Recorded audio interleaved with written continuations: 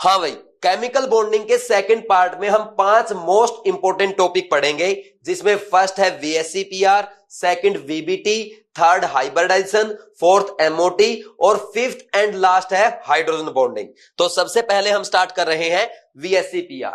देखो भाई, हम VSEPR क्यों पढ़ते हैं? देखो, लास्ट पार्ट में हमने लुईस कॉन्सेप्ट पढ़ा था, जिसका सबसे बड़ा ड्रॉबैक क्या था कि ये शेप्स ऑफ मॉलिक्यूल को एक्सप्लेन नहीं कर पाया था। तो VSEPR की हेल्प से हम मॉलिक्यूल्स के शेप्स को एक्सप्लेन करेंगे। देखो यहां पे लिखा भी है, this theory provides a simple procedure to predict the shapes of covalent molecules. अब कोवलेंट मॉलिक्यूल्स कौन से होते हैं? देखो भाई, जो मोस्टली पी ब्लॉक के एलिमेंट्स है वो कोवलेंट मॉलिक्यूल बनाते हैं। तो इन कोवलेंट मॉलिक्यूल का शेप हम VSEPR की हेल्प से डिफाइन करेंगे। देखो, अगर आपने एक बार अच्छे से VSEPR समझ लिया तो आप किसी भी कोवलेंट कंपाउंड का स्ट्रक्चर इजीली डिफाइन कर पाएंगे। तो अब हम स्टार्ट कर रहे हैं the valence cell electron pair repulsion theory, that is VSEPR। देखो भाई, सिडविक और पावेल ने 1940 में VSEPR को प्रपोज किया था। फिर उसके बाद नाइलम और गिलेस्पी ने 1957 में इसको रीडिफाइन किया। इसको याद करने की कोई जरूरत नहीं है। अब हम आ जाते हैं इंपॉर्टेंट पॉइंट पे, जो क्या है the main postulates of VSEPR theory. इसमें फर्स्ट पढ़ो भाई, the shapes of A molecule depend upon the number of valence shell electron pair around the central atom. देखो, मॉलिक्यूल में जो सेंट्रल एटम होता है उसकी वैलेंस सेल में जो इलेक्ट्रॉन पेयर होंगे in form of loan pair and bond pair. देखो भाई, बॉन्ड पेयर इलेक्ट्रॉन क्या होते हैं? बॉन्डेड होते हैं। और लोन पेयर क्या होते हैं? नॉन बॉन्डेड इलेक्ट्रॉन होते हैं। तो इनके ऊपर क्या होगा भाई? मॉलिक्यूल का शेप डिपेंड करेगा। यानी मॉलिक्यूल का शेप किस पे डिपेंड कर रहा है? लोन पेयर पे और बॉन्ड पेयर इलेक्ट्रॉन्स पे। ठीक है भाई। अब नेक्स्ट पढ़ो second point, pair of electrons in the valence shell repel one another since their electron clouds are negatively charge. देखो भाई, यहां पे ये जो इलेक्ट्रॉन पेयर्स हैं इन पे नेगेटिव चार्ज होगा, तो नेगेटिव चार्ज आपस में रिपेल करेंगे। थर्ड पॉइंट है, these pair of electron tends to occupy such position in space that minimise repulsion and maximise distance between them. देखो भाई, ये जो इलेक्ट्रॉन पेयर्स हैं that is lone pair and bond pair electrons, ये ऐसी position occupy करने की कोशिश करेंगे ताकि उनके बीच में डिस्टेंस मैक्सिमम हो और रिपल्सन मिनिमम हो। देखो, रिपल्सन मिनिमम होगा तो स्टेबिलिटी क्या होगी? ज्यादा होगी। तो कोई भी मॉलिक्यूल में इलेक्ट्रॉन पेयर ऐसी पोजीशन ऑक्यूपाई करेंगे कि उनमें आपस में रिपल्सन मिनिमम हो जाए। ठीक है भाई। और ये कैसे पॉसिबल है? जब उनके बीच में डिस्टेंस मैक्सिमम होगा। नेक्स्ट है fourth point, the valence cell is taken as a sphere with the electron pair localizing on the spherical surface at maximum distance from one another। यानी ये बोल रहा है भाई, जो हमारा सेंट्रल एटम है उसकी वैलेंस सेल में इलेक्ट्रॉन्स क्या करेंगे? स्फेरिकल सरफेस ऑक्यूपाई करेंगे, या बोल दो कि 3D सरफेस ऑक्यूपाई करेंगे, ताकि उनके बीच में क्या हो जाए? मैक्सिमम डिस्टेंस हो जाए। और मैक्सिमम डिस्टेंस होगा तो मिनिमम रिपल्सन होगा, मैक्सिमम स्टेबिलिटी होगी। समझ आ गया भाई। नेक्स्ट पढ़ो fifth point, a multiple bond is treated as if it is a single electron pair and 2 or 3 electron pair of multiple bond are treated as a single super pair. देखो भाई, जो आपका मल्टीपल बॉन्ड होता है हम उसको क्या बोल देंगे? एक वो क्या है, जैसे पाई बॉन्ड है एक, उसको बोल देंगे सिंगल इलेक्ट्रॉन पेयर है। जब आपके डबल और ट्रिपल बॉन्ड होंगे तो उसको हम क्या बोलेंगे? सिंगल सुपर पेयर, क्योंकि इनका जो क्या होगा? रिपल्सन आपस में मैक्सिमम होगा। यानी अगर हम बात करें भाई, जो आपका डबल बॉन्ड है उसका रिपल्सन ज्यादा होगा किससे? Double bond single bond repulsion से, और उसका इसका रिपल्सन ज्यादा होगा सिंगल बॉन्ड रिपल्सन से। ऐसा क्यों हो रहा है? क्योंकि आपके एक बॉन्ड में तो क्या आएंगे? 2 इलेक्ट्रॉन आएंगे। जब मल्टीपल बॉन्ड बनेगा डबल और ट्रिपल, तो उसमें क्या होंगे? 4 इलेक्ट्रॉन होंगे। ट्रिपल बॉन्ड में क्या होंगे?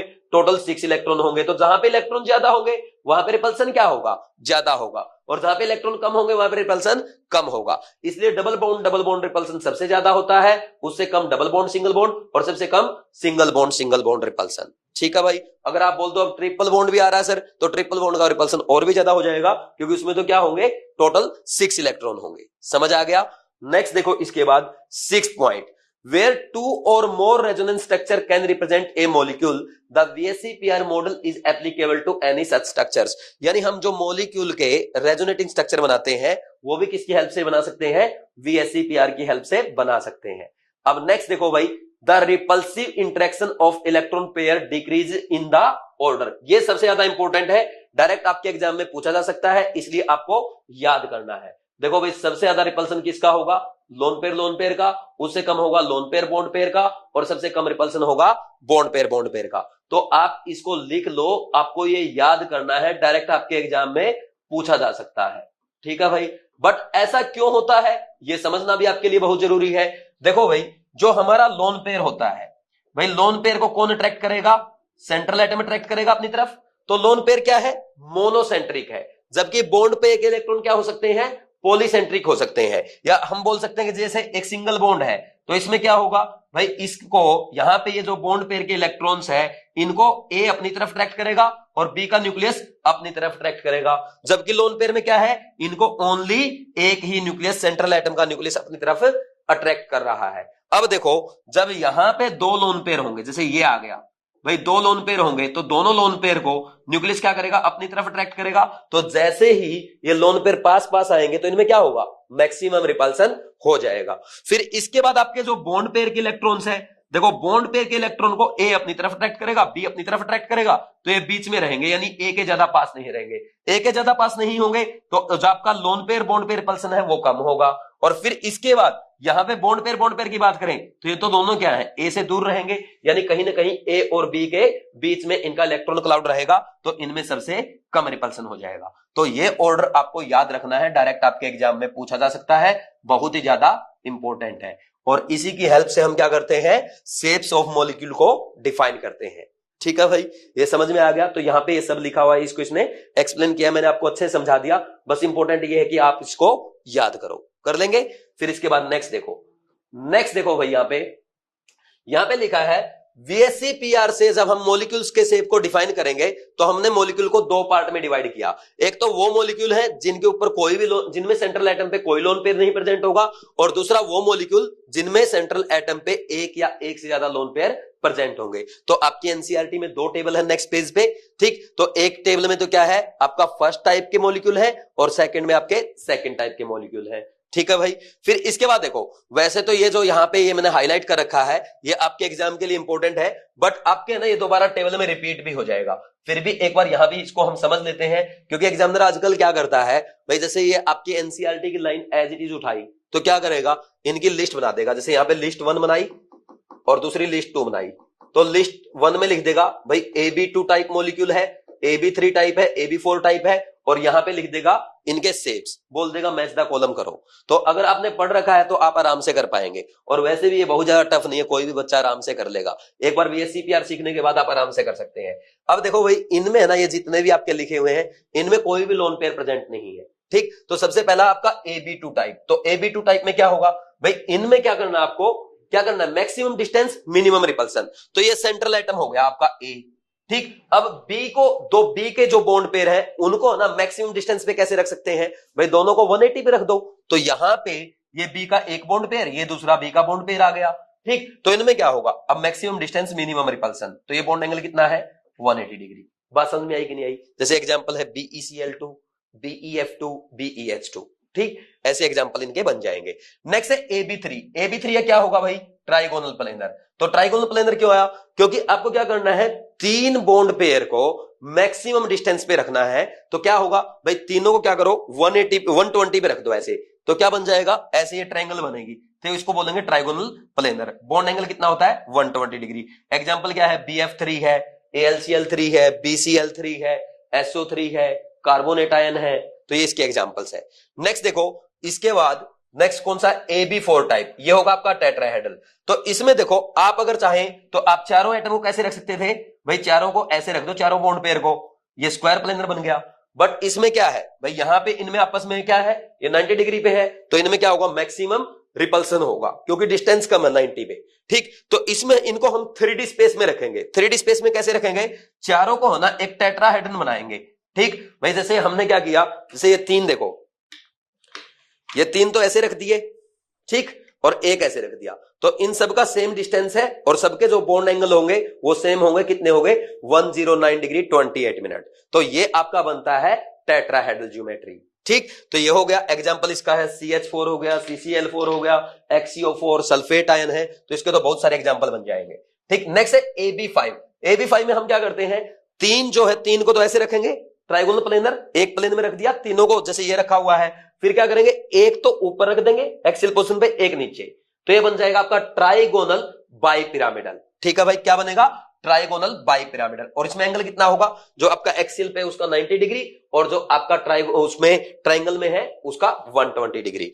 फिर नेक्स्ट इसके बाद है AB6। AB6 में क्या बनेगा भाई, यह आएगा ऑक्टाहेड्रल, या आप बोलते हैं स्क्वायर बाइपिरामिडल। इसका एग्जांपल इसने नहीं लिखा है, यहां पे मैं आपको समझा देता हूं। जैसे SF6 है भाई, SF6 में क्या होगा, ये 4 फ्लोरीन एटम आपने रख दिए स्क्वायर में, ठीक, तो ये बन गया स्क्वायर प्लेनर। अब क्या करेंगे, इस स्क्वायर के ऊपर एक फ्लोरीन और एक नीचे आ जाएगा, तो ये क्या बन जाएगा, ऐसे ये बना, ये नहीं बना, ये बन गया आपका स्क्वायर बाइपिरामिडल, जिसको हम और क्या बोलते हैं, ऑक्टाहेड्रल। तो इसमें जो ये एक्सियल वाला एंगल होगा, ये भी क्या होगा स्क्वायर प्लेनर वालों के साथ 90 डिग्री, और इनका भी एंगल क्या होगा स्क्वायर्स में जो 90 डिग्री। तो ये सारे एंगल क्या है, 90 डिग्री होंगे।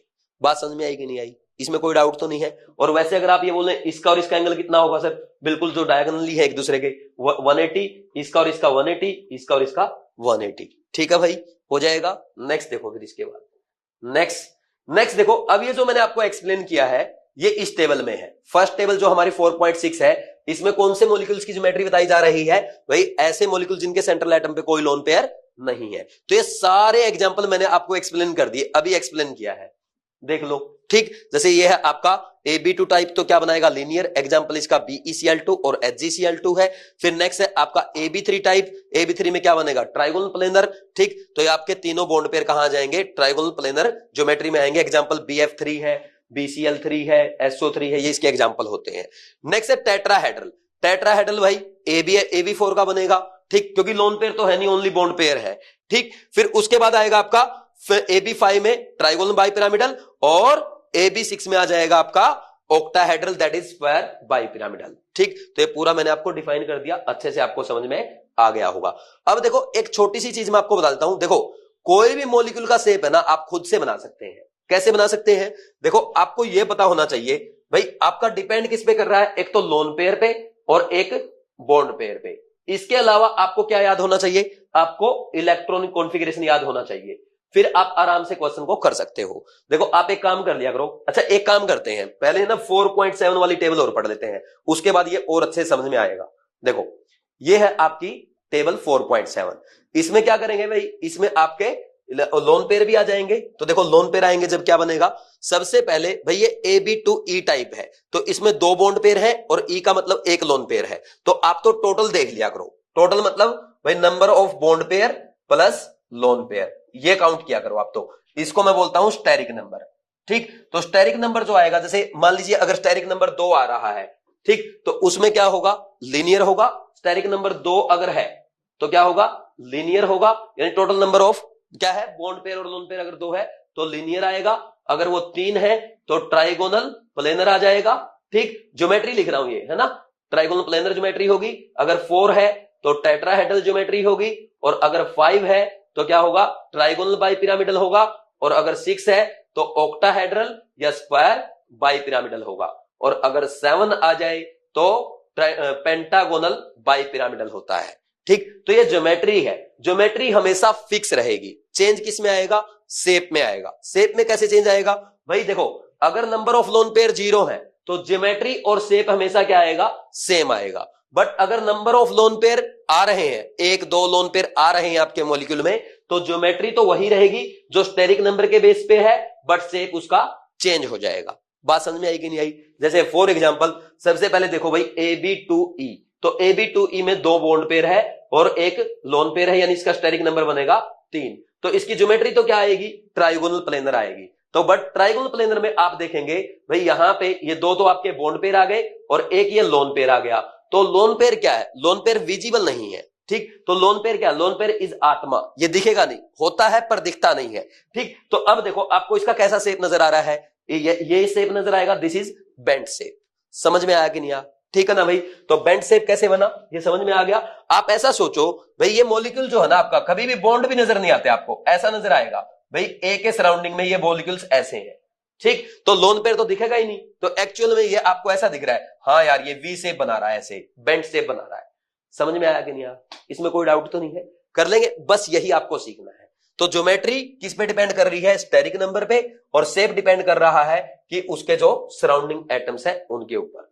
ठीक, कर लेंगे भाई। अब देखो यहां पे जैसे ये देखो, ये सही नहीं लिख रहा है, इसने आप लिखना SO2 और O3। ठीक, ये SO2 है जिसमें एक लोन पेयर है और 2 बॉन्ड पेयर है, और ये आपका O2 है। समझ में आया कि नहीं? हो जाएगा। फिर इसके बाद नेक्स्ट देखो AB3E, इसमें क्या होगा? 3 बॉन्ड पेयर होंगे प्लस 1 लोन पेयर होगा, तो स्टेरिक नंबर कितना हो गया? 4। तो ज्योमेट्री बनेगी टेट्राहेड्रल।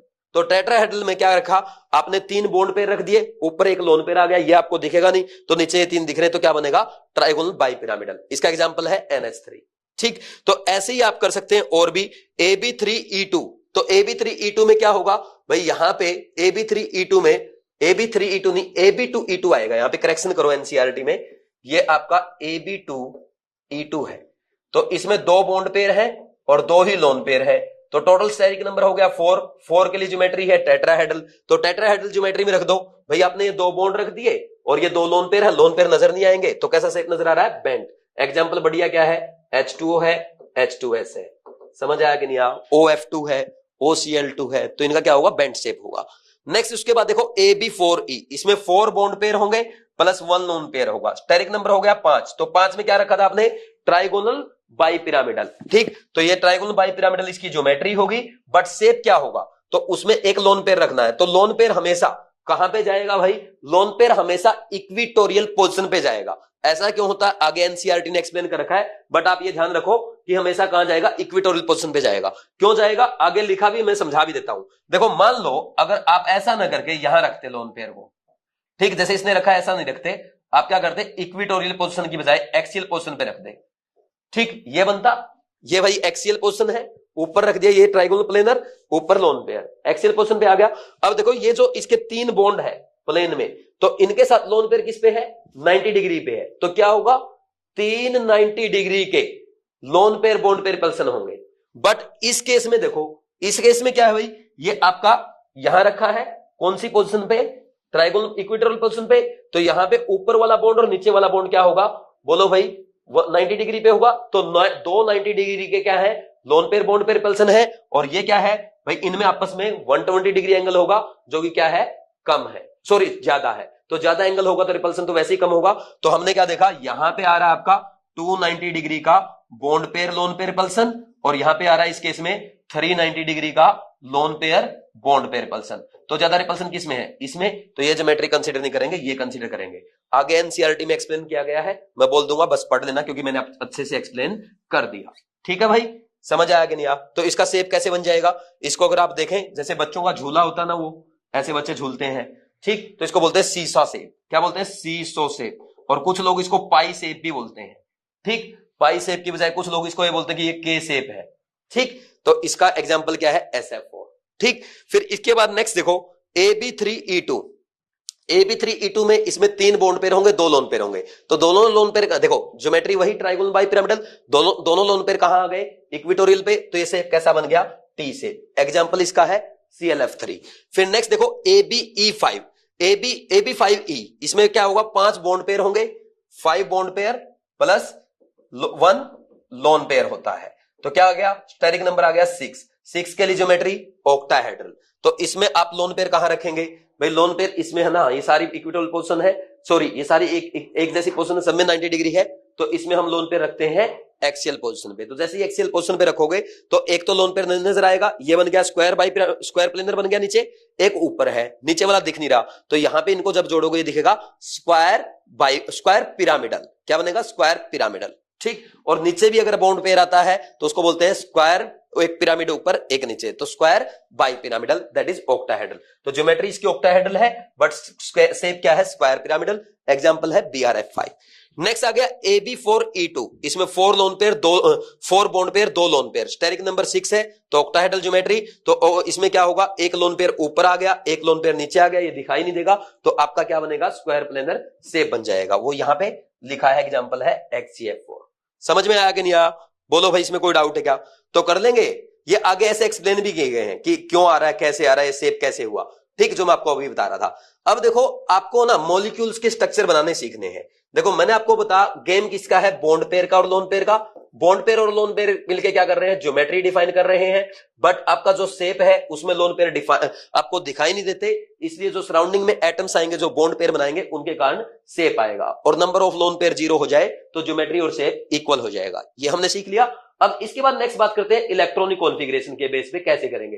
देखो भाई आपको इलेक्ट्रॉनिक कॉन्फ़िगरेशन आता है, जो बोरोन फैमिली है इसका इलेक्ट्रॉनिक कॉन्फ़िगरेशन NH2NP1 होता है, कार्बन का NH2NP2 होता है, नाइट्रोजन का आपका NH2NP3 होता है, और आपका ऑक्सीजन फैमिली का NH2NP4 होता है, और हेलोजन फैमिली का आपका NH2NP6 होता है, और इनर्ट गैसेस का आपका NH2NP6 सॉरी ये 5 है और ये 6 होता है।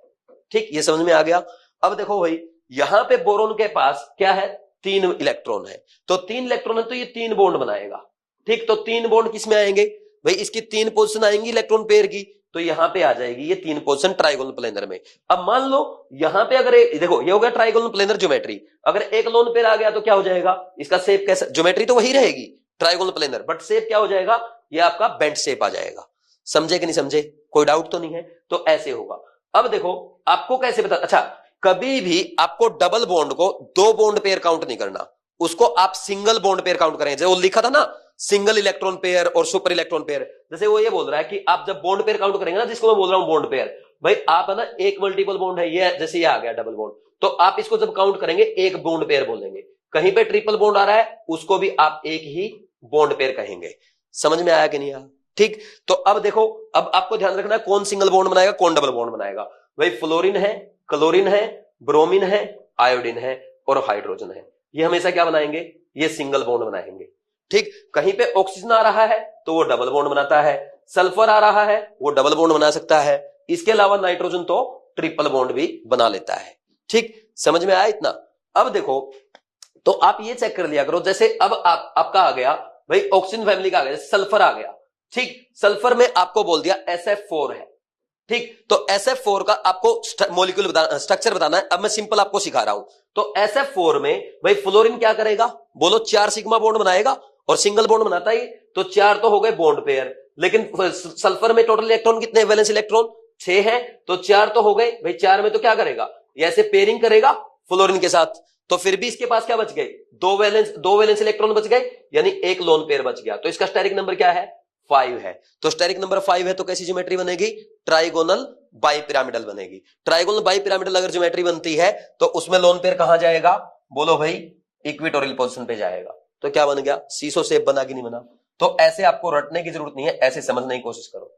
ठीक, तो ऐसे किसी भी मॉलिक्यूल का बना सकते हैं आप, किसी का भी। जैसे मान लीजिए आपको दे दिया XeO4, ये दे दिया XeO4, इसमें देखो भाई आपको पता जिनोन में कितने इलेक्ट्रॉन होते हैं, 8 इलेक्ट्रॉन। ऑक्सीजन क्या बनाता है, डबल बॉन्ड, डबल बॉन्ड बनाएगा तो 4 2 जा 8 के 8 इलेक्ट्रॉन यूज हो जाएंगे, तो क्या बनेंगे, 4 आपके बॉन्ड पेयर बनेंगे। 4 बॉन्ड पेयर के लिए, यानी लोन पेयर तो है ही नहीं, अब चारों बॉन्ड पेयर बन जाएंगे, बस डबल बॉन्ड बनाएगा तो क्या होगा, इसका स्टेरिक नंबर हो गया 4, ज्योमेट्री होगी टेट्राहेड्रल, तो 4 बॉन्ड पेयर आप ऐसे दिखाएंगे। क्या बना भाई, XeO4 टेट्राहेड्रल। सिमिलरली आपको बोल दे XeO2F2, ये बोल दिया। अब इसमें सोचो भाई, यहां पे ऑक्सीजन बनाएगा 2 डबल बॉन्ड और ये बनाएगा 2 सिंगल बॉन्ड, तो 2 इलेक्ट्रॉन तो इसके साथ पेयरिंग करेंगे और 4 इलेक्ट्रॉन इसमें जाएंगे जिनोन के, तो 6 इलेक्ट्रॉन यूज हो गए। टोटल कितने होते हैं जिनोन के पास, 8 इलेक्ट्रॉन। तो क्या बोलेंगे आप, देखो भाई 2 bond pair, 2 double bond 2 single bond, तो 4 बॉन्ड पेयर हो गया, तो 2 इलेक्ट्रॉन बच जाएंगे, यानी एक लोन पेयर आएगा। तो कैसी ज्योमेट्री आएगी, 5 में बोलो भाई, आप बोलेंगे कैसी ज्योमेट्री बोलेंगे, जल्दी से बोलो कैसी ज्योमेट्री होगी।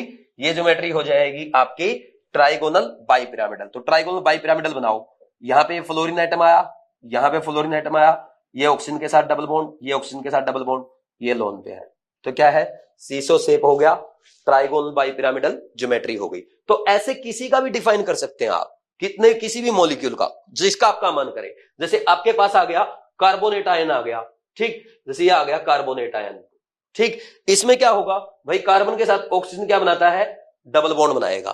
ठीक, अब इसमें ना 2 ऑक्सीजन क्या है भाई, सिंगल बॉन्ड बनाएंगे, क्योंकि उनके ऊपर क्या गया, एक नेगेटिव चार्ज आ गया। यानी जैसे भाई ऑक्सीजन के क्या है, 6 इलेक्ट्रॉन है, ये 6 इलेक्ट्रॉन है।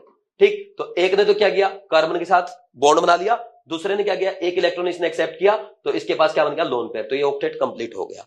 ठीक, तो ऐसे ही क्या करेगा भाई, दो ऑक्सीजन पे नेगेटिव चार्ज आएगा इसलिए सिंगल बॉन्ड, एक पाई बॉन्ड बनाएगा, तो ये आपका बन जाएगा 3 इसका बॉन्ड पेयर, लोन पेयर है नहीं, तो स्टेरिक नंबर 3 ट्राइगोनल प्लेनर।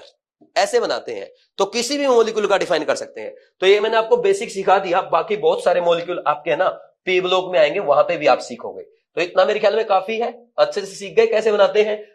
तो किसी का भी आप बना सकते हैं, जैसे मान लो एक दो और समझा देता हूं, जैसे मान लीजिए आपका ये आ गया ClF3 वाला, ClF3 भाई क्लोरीन के पास कितने इलेक्ट्रॉन होते हैं, 7, तो इसने फ्लोरीन के साथ बॉन्ड बनाया, कैसा बनाएगा, सिंगल बॉन्ड, तो सिंगल बॉन्ड में कितना इलेक्ट्रॉन यूज होगा, एक यूज होगा, तो 3 इलेक्ट्रॉन तो यहां यूज हो गए, बच गए 4 इलेक्ट्रॉन, तो 4 इलेक्ट्रॉन का मतलब 2 लोन पेयर होंगे, तो ये 3 bond pair plus 2 lone pair, यानी स्टेरिक नंबर 5। तो ज्योमेट्री कैसी आएगी भाई क्लोरीन के राउंड, बोलो, ये आएगी ट्राइगोनल बाइपिरामिडल। तो ट्राइगोनल बाइपिरामिडल में क्या होगा भाई, यहां पे आपके लोन पेयर हैं, तो कहां आएंगे, इक्विटोरियल पोजीशन में, तो ये आ गए, और बाकी एक्सियल पोजीशन पे ये बॉन्ड्स आ जाएंगे ऐसे, और एक इक्विटोरियल पे, ये बन गया आपका टी शेप। ज्योमेट्री क्या होगी, ट्राइगोनल बाइपिरामिडल। समझे कि नहीं समझे। फिर इसके बाद नेक्स्ट देखो, नेक्स्ट जैसे BrF5 का मैं आपको एक्सप्लेन कर देता हूं। BrF5 में क्या है भाई, 7 इलेक्ट्रॉन है ब्रोमीन में, तो 5 तो हो गए इसके फ्लोरीन के साथ सिंगल बॉन्ड बनाने में यूज, एक बच गया इसका लोन पेयर, यानी 5 बॉन्ड पेयर है प्लस 1 लोन पेयर है, स्टेरिक नंबर आ गया 6, और 6 की ज्योमेट्री होती है ऑक्टाहेड्रल। तो यहां पे Br के अराउंड भाई ये जो आपके इलेक्ट्रॉन पेयर आएंगे वो इस ज्योमेट्री में आएंगे, जैसे ये 4 तो आ गए आपके फ्लोरीन एटम, यहाँ पे एक ये आ गया, और यहाँ पे इसकी जगह एक आ जाएगा लोन पेयर, ऐसे आप शो करते हैं, तो ये ज्योमेट्री देखो क्या बन गई, ये बन गया आपका स्क्वायर पिरामिड। समझे कि नहीं समझे। तो ऐसे ज्योमेट्री बनानी आपको सीखनी पड़ेगी। अब किसी भी मॉलिक्यूल का शेप आप खुद से बना सकते हैं, इनकी ज्योमेट्री बना सकते हैं।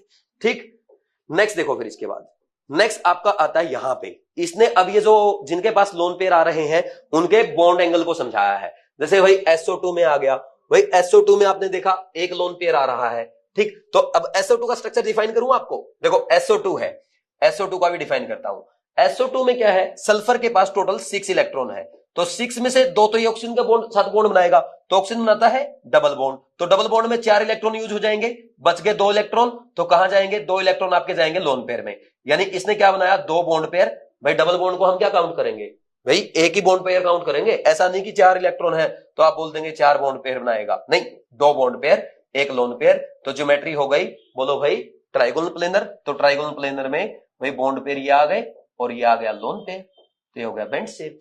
ठीक, अब देखो इसका एंगल कितना होना चाहिए ट्राइगोनल प्लेनर में, 120 होना चाहिए, बट 120 की बजाय कितना होता है 119.5 डिग्री। इसका रीजन क्या है, क्योंकि यहाँ पे loan pair bond pair repulsion जो होगा वो क्या होगा, ज्यादा होगा, किससे, बॉन्ड पेयर रिपल्सन से। तो ये रिपल्सन अगर ज्यादा होगा तो ये बॉन्ड को थोड़ा सा प्रेस कर देगा, बॉन्ड एंगल कम हो जाएगा। ठीक, तो यहाँ पे यही डिफाइन किया गया है।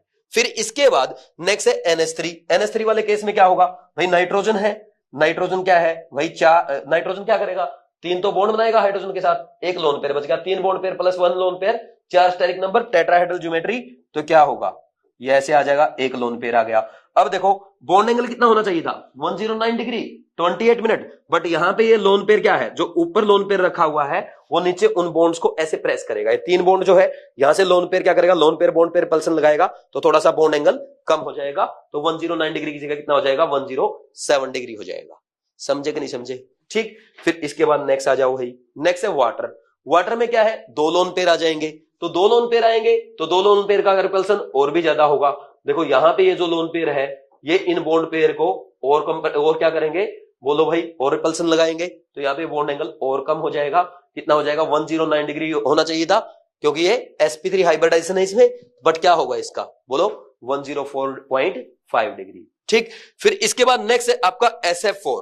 देखो भाई ये एग्जांपल मैंने आपको समझाया था, यहां पे एग्जामिनर ने इसने एनसीईआरटी ने साफ साफ लिखा है कि ये वाला शेप क्यों एग्जिस्ट करेगा, ये क्यों नहीं एग्जिस्ट करेगा, क्योंकि जो फर्स्ट है उसमें क्या, lone pair is present at axial position, so there are lone pair 3 lone pair bond pair person at 90 degree. देखो इस केस में ये वाला क्या करेंगे, ये 3 आपके 90 डिग्री पे loan pair bond pair person होंगे, जबकि बी में क्या है, लोन पेयर जब इक्विटोरियल पोजीशन में जाएगा तो वहां पे क्या होगा, यहाँ पे भाई इनके साथ ये 90 पे है, उनके साथ 120 पे है इक्विटोरियल वालों के साथ, तो 90 के तो क्या हुआ, only 2 lone pair bond pair पल्सन है, जो कि ए वाले केस से कम है। तो जहां पे रिपल्सन कम होगा वो ज्यादा स्टेबल मॉलिक्यूल होगा, तो इसलिए हम ये वाली ज्योमेट्री, ये वाला शेप बनाते हैं। समझ आया कि नहीं? तो यही इस पे लिखा हुआ है। फिर इसके बाद नेक्स्ट एक और डिफाइन किया गया, फिर इसने ये आपको ClF3 का डिफाइन किया, जैसे मैंने आपको बता। बस अब तो एक बात ध्यान रखो, हमेशा लोन पेयर कहां जाएगा? लोन पेयर आपका हमेशा इक्विटोरियल पोजीशन में जाएगा जब भी trigonal pyramid, trigonal biplane, sorry trigonal bi pyramidal जब आपकी ज्योमेट्री होगी। ठीक, तो इसमें देख लो यही इसने लिखा, एक lone pair are at equatorial position, so there are less lone pair bond pair repulsion as compare to other in which the lone pair are at axial position. इनमें अगर एक्सियल पोजीशन पे हो जाएंगे लोन पेयर तो ज्यादा repulsion होगा, जबकि equatorial पे कम होता है। ठीक, तो ये थी आपकी VSEPR थ्योरी। तो आई होप कि आपको अच्छे समझ में आ गई होगी। मैंने आपको एक एक स्ट्रक्चर बनाना सिखा दिया, मॉलिक्यूल में जो रिपल्सन है ये सिखा दिया। आप सबसे ज्यादा इंपॉर्टेंट ये पॉइंट है भाई, ये डायरेक्ट आपके एग्जाम में आ सकता है, ये एग्जामिनर पूछ सकता है। ठीक, तो ये ध्यान रखना। बाकी मैंने आपको सारा अच्छे से एक्सप्लेन कर दिया। और एक वो जो ऑर्डर था, लोन पेयर रिपल्सन सबसे ज्यादा, उससे कम लोन पेयर बॉन्ड पेयर, सबसे कम बॉन्ड पेयर रिपल्सन होता है, वो ध्यान में रखना है। ठीक, ये हो गया आपका VSEPR। नेक्स्ट है भाई valence bond theory, that is VBT। देखो फर्स्ट क्वेश्चन तो यही है कि हम VBT क्यों पढ़ते हैं। देखो भाई, इससे पहले हम लुईस अप्रोच और VSEPR थ्योरी पढ़ चुके हैं।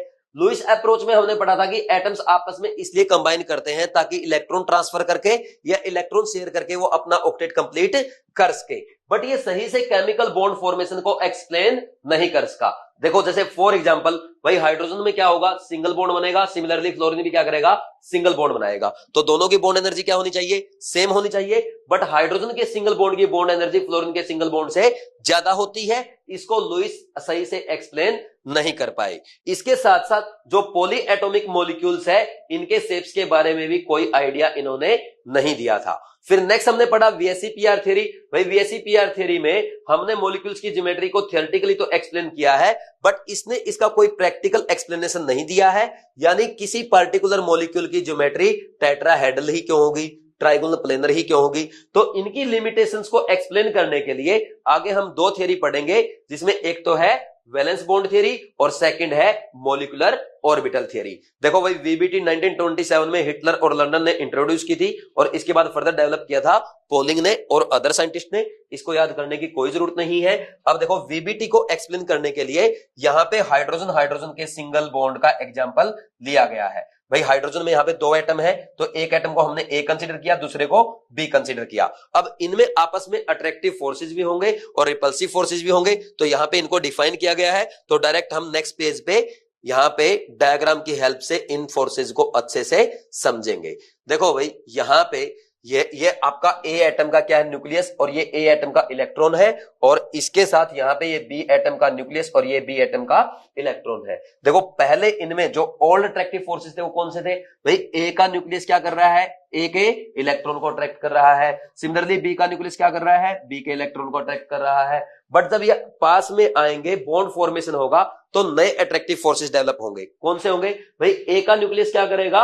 B के इलेक्ट्रॉन को अपनी तरफ अट्रैक्ट करेगा, और सिमिलरली B का न्यूक्लियस A के इलेक्ट्रॉन को अपनी तरफ अट्रैक्ट करेगा। तो ये न्यू अट्रैक्टिव फोर्सेस डेवलप होंगे। फिर इसके साथ साथ जब आपस में ये बॉन्ड फॉर्म करेंगे, दोनों हाइड्रोजन एटम पास में आएंगे, तो इनमें रिपल्सिव फोर्सेस भी डेवलप होंगे। कौन से? देखो भाई, A का न्यूक्लियस B के न्यूक्लियस को रिपेल करेगा और A का इलेक्ट्रॉन B के इलेक्ट्रॉन को रिपेल करेगा, क्योंकि इनमें क्या है? सेम चार्ज है, तो सेम चार्ज आपस में रिपेल करेंगे। बट यहां पे स्टेबल बॉन्ड कब बनेगा? भाई स्टेबल बॉन्ड जब बनेगा जब अट्रैक्टिव फोर्सेस क्या होंगे?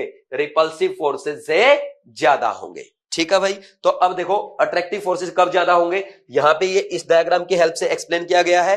देखो यहां पे एक्स एक्सिस पे है इंटरन्यूक्लियर डिस्टेंस, यानी दोनों एटम में कितना डिस्टेंस है। फिर यहां पे है आपके वाई एक्सिस पे एनर्जी। तो देखो जब दोनों एटम दूर दूर है, आपस में ओवरलैप नहीं कर रहे, तो ये अलग अलग है, तो इनकी एनर्जी ज्यादा है। बट जब आपस में पास पास आएंगे तो इनमें नए अट्रैक्टिव फोर्स डेवलप होंगे, जिसके कारण क्या होगा? बॉन्ड एनर्जी कम होगी। और जब और पास लेके आएंगे तो एक डिस्टेंस ऐसा होगा जहां पे इनकी बॉन्ड एनर्जी, यहां पे इनकी एनर्जी क्या होगी? ओवरऑल एनर्जी क्या होगी? सबसे कम होगी। तो इस पॉइंट पे यहां पे हम बोलेंगे कि ये जो बॉन्ड फॉर्म, यहां पे जो इनका डिस्टेंस है, ये हाइड्रोजन बॉन्ड की बॉन्ड लेंथ होगी, कितना दिया गया है? 74 पिकोमीटर। और यहां पे जो एनर्जी रिलीज हुई है due to force of attraction, क्योंकि क्या है?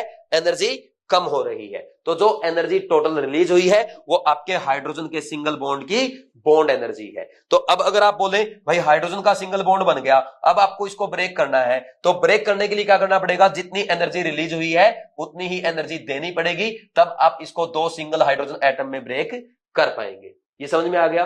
फिर देखो अगर हम कोशिश करें कि इनको और पास ले आए, तो जब और पास ले आएंगे तो इनमें आपस में रिपल्सन और बढ़ेगा, और रिपल्सन बढ़ने के कारण जैसे ही 74 पिकोमीटर से डिस्टेंस कम होगा तो एकदम एनर्जी सिस्टम की ज्यादा बढ़ेगी, और एनर्जी ज्यादा बढ़ेगी तो स्टेबिलिटी कम हो जाएगी। तो सबसे स्टेबल बॉन्ड कहां पे बन रहा है भाई, जब इनमें डिस्टेंस कितना है 74 पिकोमीटर है। ठीक, फिर इसके बाद नेक्स्ट देखो भाई, नेक्स्ट है ऑर्बिटल ओवरलैप कॉन्सेप्ट। तो इसमें यह बताया गया है भाई extent of overlap decide the strength of the covalent bond. In general greater the overlap the stronger is the bond formed between the two atoms. देखो भाई इसमें यह बता रखा पूरा, जब आपका कोवलेंट बॉन्ड बनेगा कैसे बनेगा, एटॉमिक ऑर्बिटल के ओवरलैपिंग से बनेगा। तो जितना ज्यादा एक्सटेंट ऑफ ओवरलैप होगा उतना ही स्ट्रॉन्ग आपका बॉन्ड बनेगा।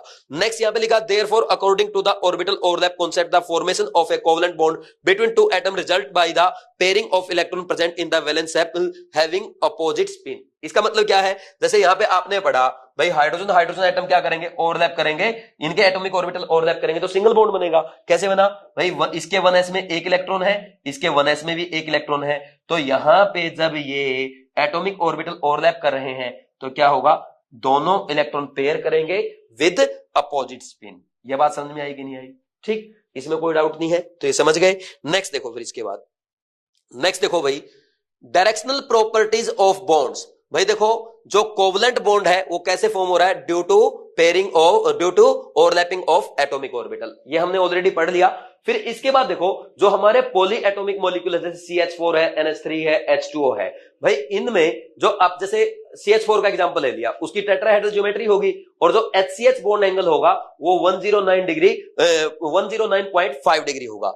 अब ऐसा क्यों हो रहा है, इसकी टेट्राहेड्रल ज्योमेट्री क्यों आ रही है, ये एंगल 109 डिग्री ही क्यों है, तो इसको हम एक्सप्लेन करते हैं with the help of VBT। और VBT में क्या है, दो कॉन्सेप्ट पढ़ेंगे, एक तो है आपका ओवरलैप ऑफ एटॉमिक ऑर्बिटल्स और दूसरा है हाइब्रिडाइजेशन ऑफ एटॉमिक ऑर्बिटल्स। तो इसमें फर्स्ट आपका पढ़ेंगे ओवरलैपिंग ऑफ एटॉमिक ऑर्बिटल। देखो भाई जो एटम की ओवरलैपिंग होगी, एटॉमिक ऑर्बिटल की ओवरलैपिंग होगी वो थ्री वेज में हो सकती है, एक तो पॉजिटिव ओवरलैप, एक नेगेटिव और एक जीरो। वो किस पे डिपेंड करेगी, वो फेज पे डिपेंड करेगी कि अगर उनका सेम फेज है तो पॉजिटिव ओवरलैप होगा, अगर अपोजिट फेज है तो नेगेटिव ओवरलैप होगा, और बिल्कुल अलग ही फेज में चल रहे हैं तो क्या होगा, जीरो ओवरलैप होगा। तो ये डिफाइन किया गया है यहाँ पे इस फिगर में, मैं आपको अच्छे से एक्सप्लेन करूंगा।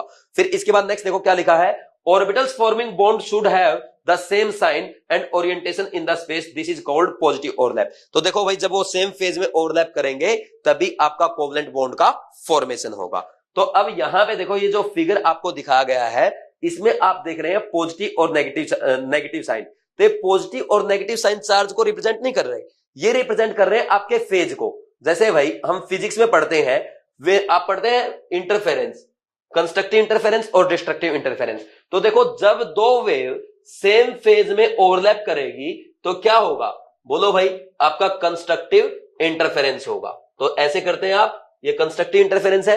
बट जब दो वेव आपके अपोजिट फेज में क्या करेगी, बोलो भाई, अपोजिट फेज में ओवरलैप करेगी तो क्या होगा, डिस्ट्रक्टिव इंटरफेरेंस होगा। ठीक, तो जो आपका कंस्ट्रक्टिव इंटरफेरेंस होता है वही क्या है, पॉजिटिव ओवरलैप है, क्योंकि हमारा इलेक्ट्रॉन कैसे पाया जाता है भाई, इलेक्ट्रॉन वेव के फॉर्म में प्रेजेंट होता है एटॉमिक ऑर्बिटल में। तो जो इलेक्ट्रॉन वेव्स ओवरलैप करेंगी अगर उनका कंस्ट्रक्टिव इंटरफेरेंस है तो पॉजिटिव ओवरलैप होगा, और डिस्ट्रक्टिव इंटरफेरेंस है तो नेगेटिव ओवरलैप होगा। यानी सेम फेज का ओवरलैप कैसा होगा, पॉजिटिव होगा, अपोजिट फेज का कैसा होगा, नेगेटिव होगा। अब देखो यहां पे जो डायग्राम है इसको समझो आप, इसमें देखो जो ये दिखा रहा ना पॉजिटिव पॉजिटिव ओवरलैप कर रहे हैं, मत बोलना सर पॉजिटिव पॉजिटिव में रिपल्सन होगा।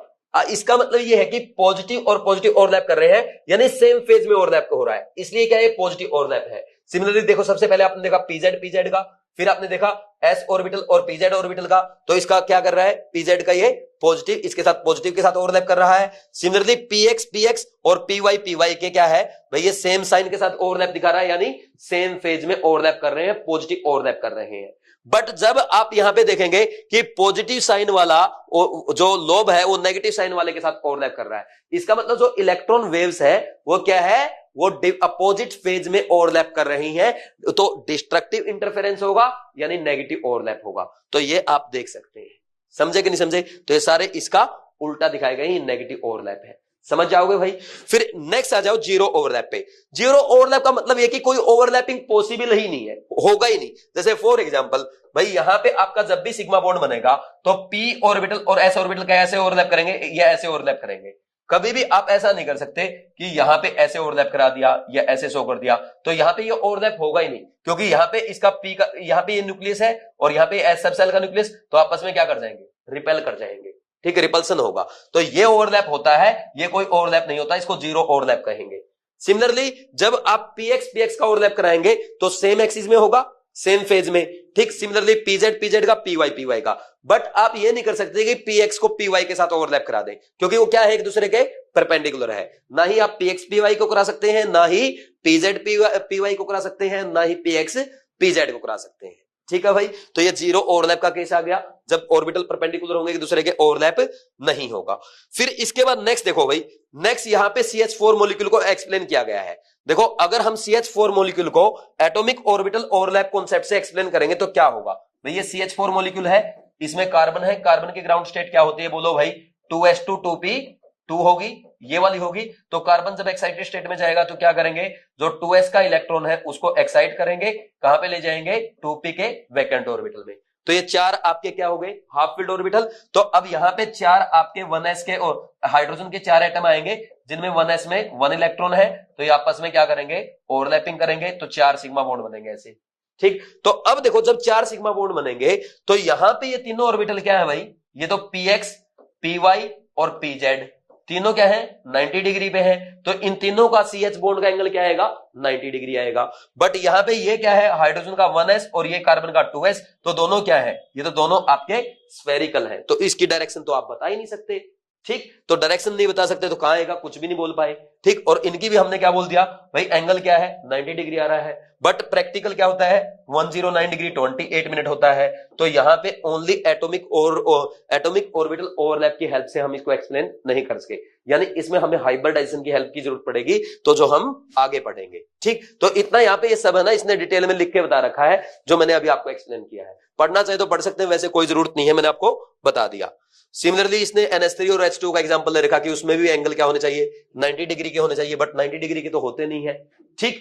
नेक्स्ट है type of overlapping and nature of covalent bond. देखो भाई आपके दो टाइप के बॉन्ड बनते हैं, एक तो सिग्मा बॉन्ड और एक पाई बॉन्ड। तो सबसे पहले हम पढ़ेंगे सिग्मा बॉन्ड। भाई सिग्मा बॉन्ड कब बनेगा, जब हेड ऑन ओवरलैपिंग होगी, यानी हम क्या बोलेंगे भाई, अलोंग द इंटरन्यूक्लियर एक्सिस अगर ओवरलैपिंग होगी तो वो क्या होगा, आपका सिग्मा बॉन्ड होगा। इसको हम हेड ऑन ओवरलैपिंग या एंड टू एंड ओवरलैप भी बोलते हैं, ठीक। तो किसके अलोंग होगी, अलोंग द इंटरन्यूक्लियर एक्सिस, ठीक। तो यहां पे आपका जो सिग्मा बॉन्ड बनेगा उसमें 3 टाइप का ओवरलैप हो सकता है। एक तो क्या हो भाई, SS ऑर्बिटल आपस में ओवरलैप करके क्या बना लें, सिग्मा बॉन्ड बना लें। अब ये किस डायरेक्शन में करेगा भाई, देखो S तो क्या है, स्फेरिकल है, किसी भी डायरेक्शन में कर लेगा, तो ये तो किसी भी डायरेक्शन में ओवरलैप करके SS क्या बनाएंगे, सिग्मा बॉन्ड बनाएंगे।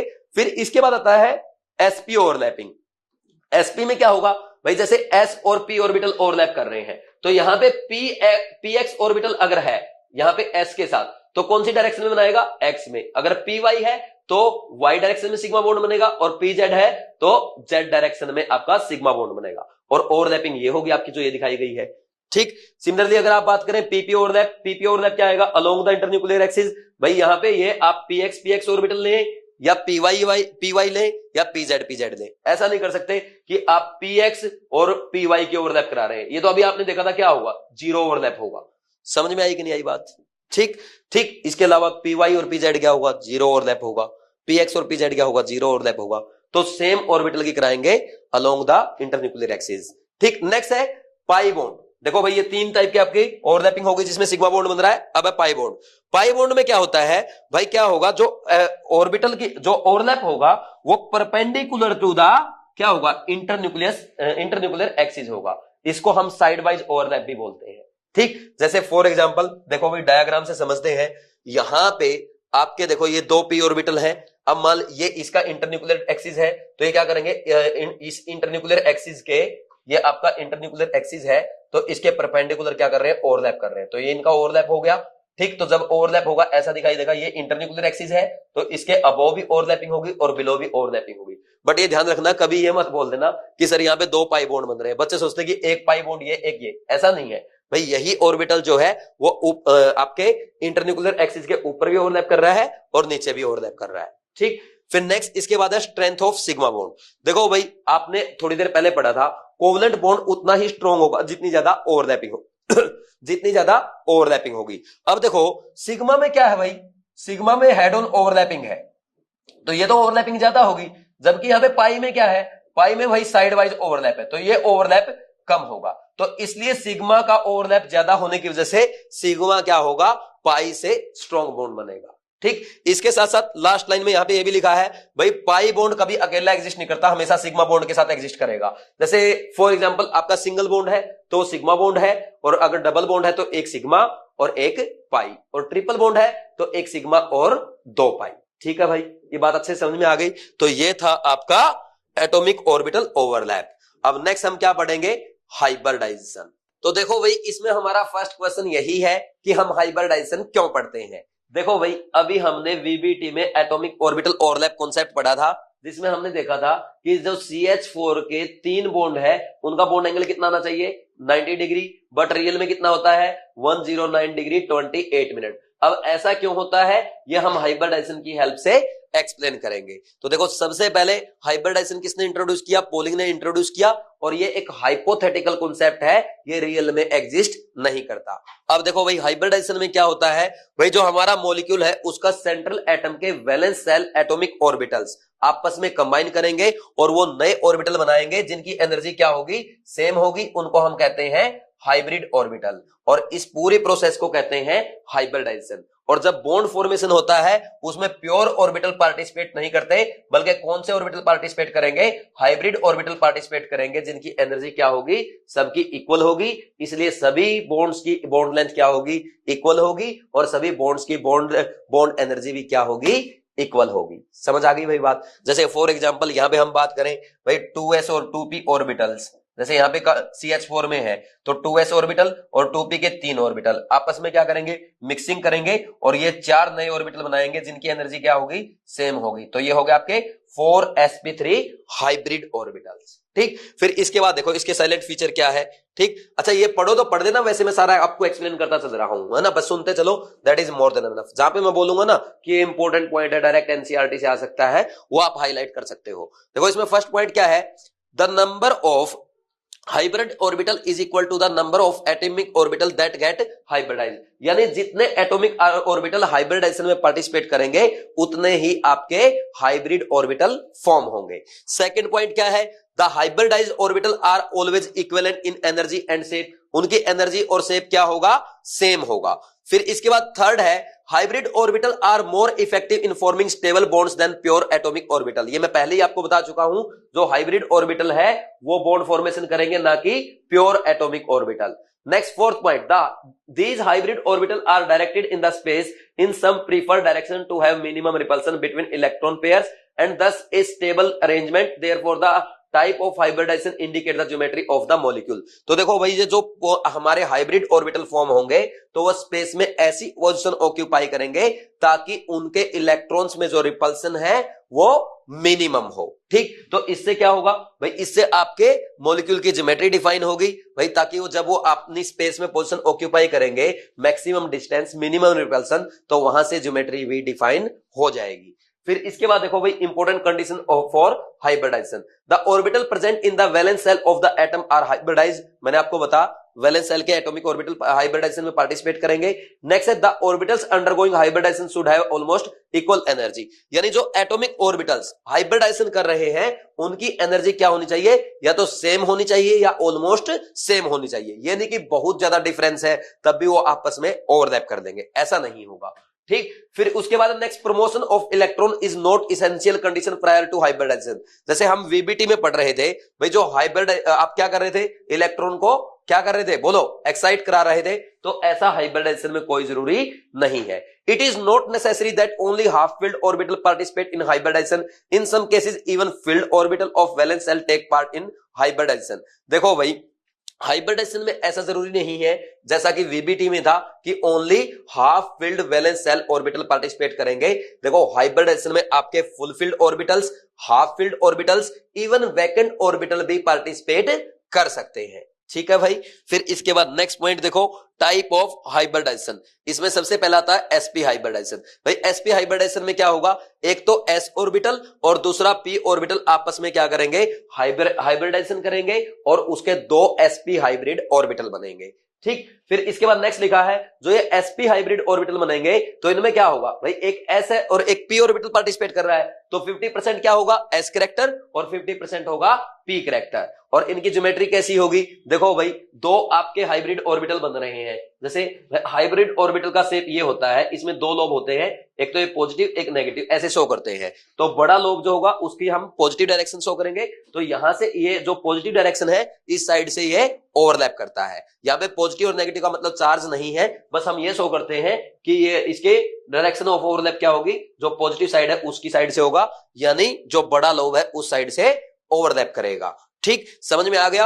अब देखो जब यहां पे दो हाइब्रिड ऑर्बिटल होंगे तो उनमें आपस में रिपल्सन कम होना चाहिए, तो क्या करें, दोनों को अपोजिट डायरेक्शन में रख दो। जैसे एक को ये रख दिया ऐसे, ठीक, और दूसरे को ऐसे रख दिया, तो ये कितना एंगल आएगा, 180 डिग्री। तो कैसी ज्योमेट्री आएगी, लीनियर। ये यहां पे एक्सप्लेन किया गया है। नेक्स्ट है भाई, this hybridization is also known as diagonal hybridization. इसको एसपी को क्या कहते हैं, डायगोनल हाइब्रिडाइजेशन भी कहते हैं। नेक्स्ट देखो BeCl2 के एग्जांपल से इसको एक्सप्लेन किया गया है। भाई BeCl2 में क्या होगा, भाई एक तो 2s ऑर्बिटल और एक 2p का ऑर्बिटल आपस में क्या करेंगे, हाइब्रिडाइजेशन करेंगे और दो नए sp हाइब्रिड ऑर्बिटल बनाएंगे जिनकी एनर्जी क्या होगी, सेम होगी, जिनका शेप भी क्या होगा, सेम होगा। तो जैसा मैंने आपको बताया कि 180 डिग्री पे होंगे, ऐसे होंगे। फिर इसके बाद क्लोरीन के जो p ऑर्बिटल्स है वो आएंगे और वो क्या करेंगे, यहां पे बोलो भाई बेरिलियम के sp हाइब्रिड ऑर्बिटल के साथ ओवरलैपिंग करके BeCl2 मॉलिक्यूल का फॉर्मेशन करेंगे। ये समझ में आ गया, ठीक। फिर इसके बाद नेक्स्ट आ जाओ भाई, इसके बाद नेक्स्ट है sp2 हाइब्रिडाइजेशन। इसमें क्या होगा, एक तो s ऑर्बिटल और दूसरा p सबसेल के दो ऑर्बिटल आपस में हाइब्रिडाइजेशन करेंगे और तीन नए इक्वल एनर्जी के sp2 हाइब्रिड ऑर्बिटल बनाएंगे। फिर इसमें देखो एग्जांपल इसका एक्सप्लेन किया गया है BeCl3 की हेल्प से। तो BeCl3 में क्या होता है आपको पता है भाई, कॉन्फ़िगरेशन क्या होगा, 2s2 2p1 होता है। ठीक, यहां पे आप ऐसा बोलते हो भाई ये तीन, एक तो s का और दो p के ऑर्बिटल आपस में हाइब्रिडाइजेशन करेंगे और तीन sp2 हाइब्रिड ऑर्बिटल बनाएंगे। ठीक, देखो ये फुल फील्ड है, ये हाफ फील्ड है और ये वैकेंट है। ठीक, तो ये आपस में क्या कर रहे हैं, हाइब्रिडाइजेशन कर रहे हैं। ठीक, तो फिर ये तीन इक्वल एनर्जी के ऑर्बिटल बनाएंगे जिनमें तीनों में क्या होगा, एक एक इलेक्ट्रॉन होगा। ठीक, या आप ऐसे बोल दो पहले इसको एक्साइट कराएंगे फिर हाइब्रिडाइजेशन कराएंगे, जैसा आप बोलना चाहो वैसा बोल सकते हो। बट तीनों sp2 हाइब्रिड ऑर्बिटल की एनर्जी क्या होगी, सेम होगी, उनका शेप भी क्या होगा, सेम होगा। फिर ये तीन हाइब्रिड ऑर्बिटल क्या होंगे भाई, मैक्सिमम डिस्टेंस पे होंगे। कैसे रख सकते हो, ट्रायंगुलर प्लेनर ज्योमेट्री में, यानी 120 डिग्री के एंगल पे रख सकते हो। फिर यहाँ पे जो Cl का p ऑर्बिटल है वो आकर के क्या करेगा, इनके साथ ओवरलैप कर लेगा, तो BeCl3 ट्रायंगुलर प्लेनर ज्योमेट्री बनाएगा जिसमें बॉन्ड एंगल कितना होगा, 120 डिग्री। फिर इसके बाद नेक्स्ट आ रहा है, यहाँ पे देखो भाई ये एंगल और ज्योमेट्री इसकी बता रखी है, sp3 हाइब्रिड ऑर्बिटल। अब अच्छा एक बात बताओ, sp2 में आपने वो नहीं देखा परसेंटेज s कैरेक्टर कितना होगा, sp2 में बताओ भाई जल्दी से। भाई s परसेंटेज s कैरेक्टर की बात अगर कर ले तो s के कितने ऑर्बिटल है, बोलो भाई s का कितना ऑर्बिटल पार्टिसिपेट कर रहा है, एक, और p के कितने ऑर्बिटल पार्टिसिपेट कर रहे हैं, दो, तो टोटल कितने हो गए, तीन। तो 1/3 इंटू 100, तो 100/3% आ जाएगा, यानी 33.33%। और परसेंटेज p कैरेक्टर की बात करें तो दो p ऑर्बिटल है, टोटल कितने हैं, तीन है, मल्टीप्लाई बाय 100, तो इतना इसमें परसेंटेज p कैरेक्टर आ जाएगा। तो यह आपका sp2 का s और p कैरेक्टर। फिर इसके बाद नेक्स्ट है sp3 हाइब्रिड ऑर्बिटल। इसमें क्या होगा भाई, एक तो s और तीन p ऑर्बिटल पार्टिसिपेट करेंगे, यानी px py pz तीनों पार्टिसिपेट करेंगे इस बार। तो sp3 हाइब्रिड ऑर्बिटल बनेंगे कितने, चार, जिनकी एनर्जी क्या होगी, सेम होगी, और शेप भी क्या होगा, सेम होगा। अब देखो भाई परसेंटेज कैरेक्टर की बात कर रहा है, sp3 में क्या होगा, s के कितने ऑर्बिटल हैं, परसेंटेज s की अगर बात करेंगे, एक है, टोटल कितने हैं, 4 मल्टीप्लाई बाय 100 कितना आ गया, 25%। और p का कितना आएगा, बोलो भाई p के कितने ऑर्बिटल है, 3, टोटल कितने हैं, 4, 3/4 इंटू 100 दैट इज 75%। तो ये यहाँ पे लिखा हुआ है, ये आप अच्छे समझ गए। तो देखो जब आपका s का एक ऑर्बिटल और p के तीन ऑर्बिटल पार्टिसिपेट करके 4sp3 हाइब्रिड ऑर्बिटल बनाएंगे तो वो वही स्पेस में कैसी पोजीशन ऑक्यूपाई करेंगे, वो स्पेस में टेट्राहेड्रल पोजीशन ऑक्यूपाई करेंगे, यानी 109 डिग्री 28 मिनट के वही उनमें बॉन्ड एंगल होगा, तो सब में बॉन्ड एंगल सेम होगा, ये सिमेट्रिक ज्योमेट्री होगी और इनका शेप भी क्या होता है, सेम होता है। ठीक, तो अब देखो यहां पे क्या बनेगा, ये ज्योमेट्री बन जाएगी आपकी टेट्राहेड्रल, और फिर इसके बाद जैसे यहां पे CH4 है तो इन 4 sp3 हाइब्रिड ऑर्बिटल के साथ ये कार्बन के 4 sp3 हाइब्रिड ऑर्बिटल है, तो इनके साथ क्या है, 4 हाइड्रोजन एटम क्या करेंगे, बॉन्ड बना लेंगे। तो कौन सा बॉन्ड बनेगा, यहां पे sp3s ये सिग्मा बॉन्ड बनेगा, और सारे बॉन्ड क्या होंगे, सेम होंगे। समझ आया कि नहीं? वैसे अगर आप उससे बोलोगे वैलेंस सेल VBT से अगर बोलते हैं तो उसमें क्या बोल रहे थे, एक यहां पे ये 4 ऑर्बिटल ऐसे थे भाई, ये 2s और ये 2p, तो यहां पे हाइड्रोजन के साथ ये सिग्मा बॉन्ड बना रहे हैं, तो हाइड्रोजन में क्या है, 1s में इलेक्ट्रॉन, तो जब यहां पे ओवरलैपिंग होगी तो ये तो 2s और 1s ओवरलैप हो गया, और यहां पे क्या हो रहा है भाई, ये इनका ये 3 बॉन्ड कैसे बनेंगे, 2p और 1s ओवरलैप बनेंगे, तो 2p 1s ओवरलैप क्या होगा भाई, बड़ा बॉन्ड बनाएगा, ये 2s 1s छोटा बॉन्ड बनाएगा, तो इसलिए CH4 के सारे बॉन्ड उसके अकॉर्डिंग सेम नहीं होंगे। बट यहां पे हाइब्रिडाइजेशन बोलता है भाई चारों sp3 हाइब्रिड ऑर्बिटल क्या होंगे, साइज में और एनर्जी में सेम होंगे, तो जब 4 sp3s बॉन्ड बनेंगे तो क्या होगा, चारों का बॉन्ड एनर्जी सेम होगा, चारों का बॉन्ड लेंथ सेम होगा। समझ आ गया? फिर इसके बाद नेक्स्ट आगे बढ़ो, नेक्स्ट क्या भाई, यहां पे और क्या डिफाइन किया गया है, ऐसे ही NH3 को डिफाइन किया गया है, ये CH4 को डिफाइन किया था, NH3 में क्या है भाई, नाइट्रोजन का हाइब्रिडाइजेशन लिखो आप, क्या नाइट्रोजन का इलेक्ट्रॉनिक कॉन्फ़िगरेशन लिखो, 2s2 2p3 होगा। ठीक, तो क्या होगा, ये चारों ऑर्बिटल क्या करेंगे, हाइब्रिडाइजेशन में पार्टिसिपेट करेंगे और 4 sp3 हाइब्रिड ऑर्बिटल बनाएंगे, जो क्या होंगे, टेट्राहेड्रल ज्योमेट्री में आएंगे, जिनमें से एक में क्या होगा, बोलो भाई लोन पेयर रहेगा, और बाकी के जो 3 आपके होंगे उसमें क्या होगा, ये आपका s के साथ सिग्मा बॉन्ड बनाएंगे, तो ऐसे आपका बनेगा NH3, जिसका टेट्राहेड्रल ज्योमेट्री होगी, बट शेप कैसा होगा, बोलो भाई पिरामिडल शेप होगा।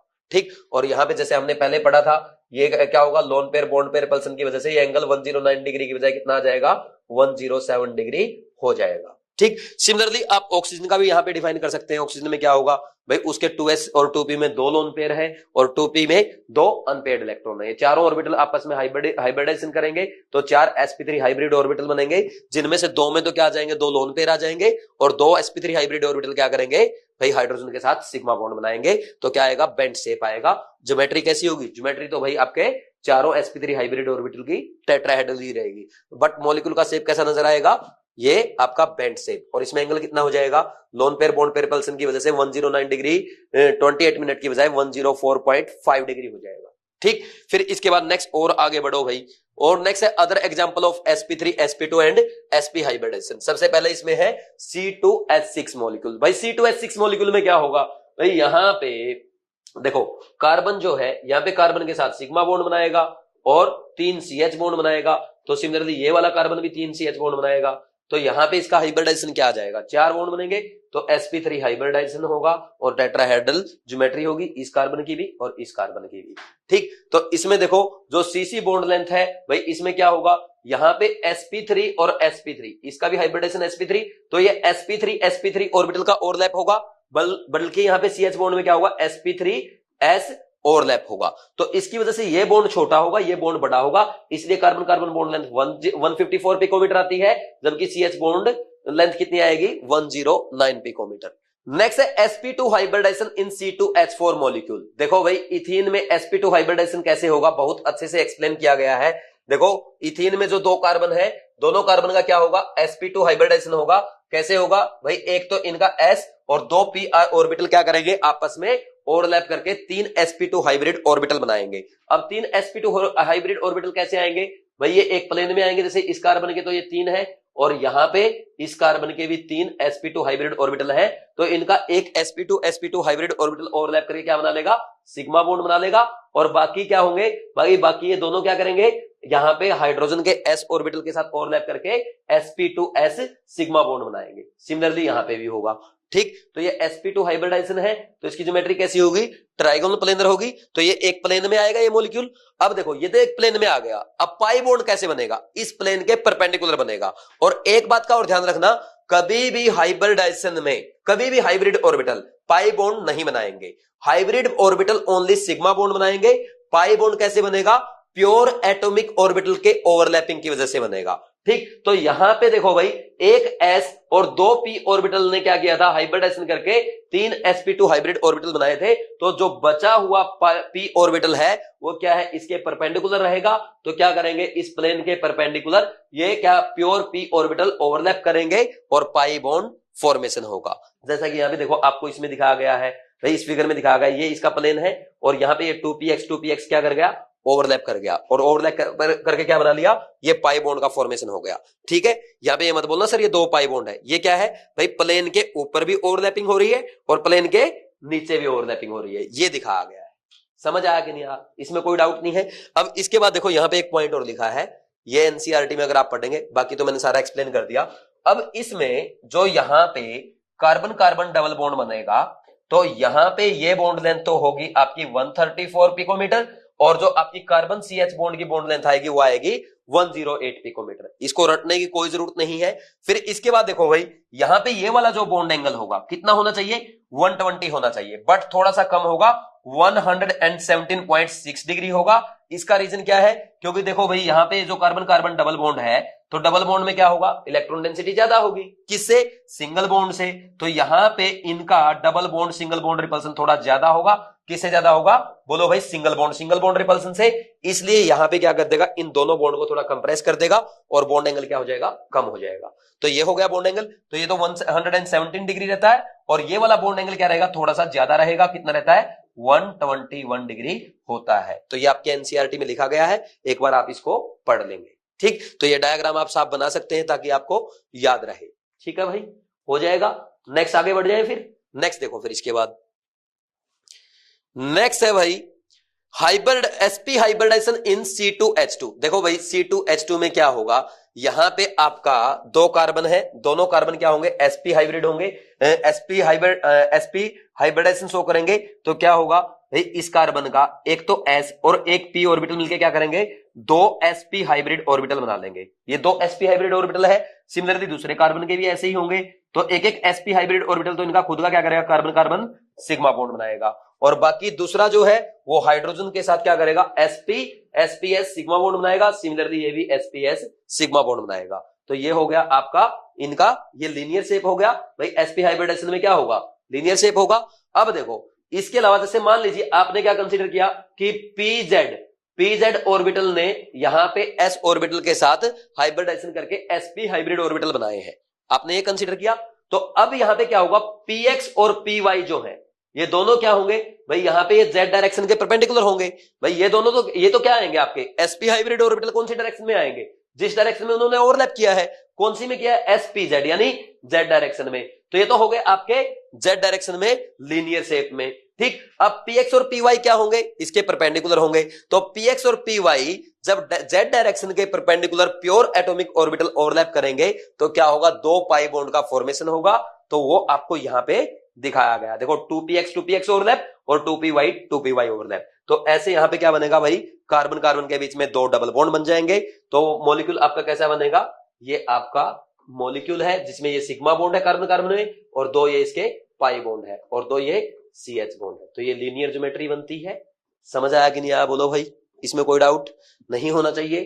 फिर इसके बाद नेक्स्ट देखो, नेक्स्ट यहां पे बहुत ही इंपॉर्टेंट है ये वाला, ये पढ़ो भाई। The energy of 3d orbitals are comparable to the energy of the 3s and 3p orbitals.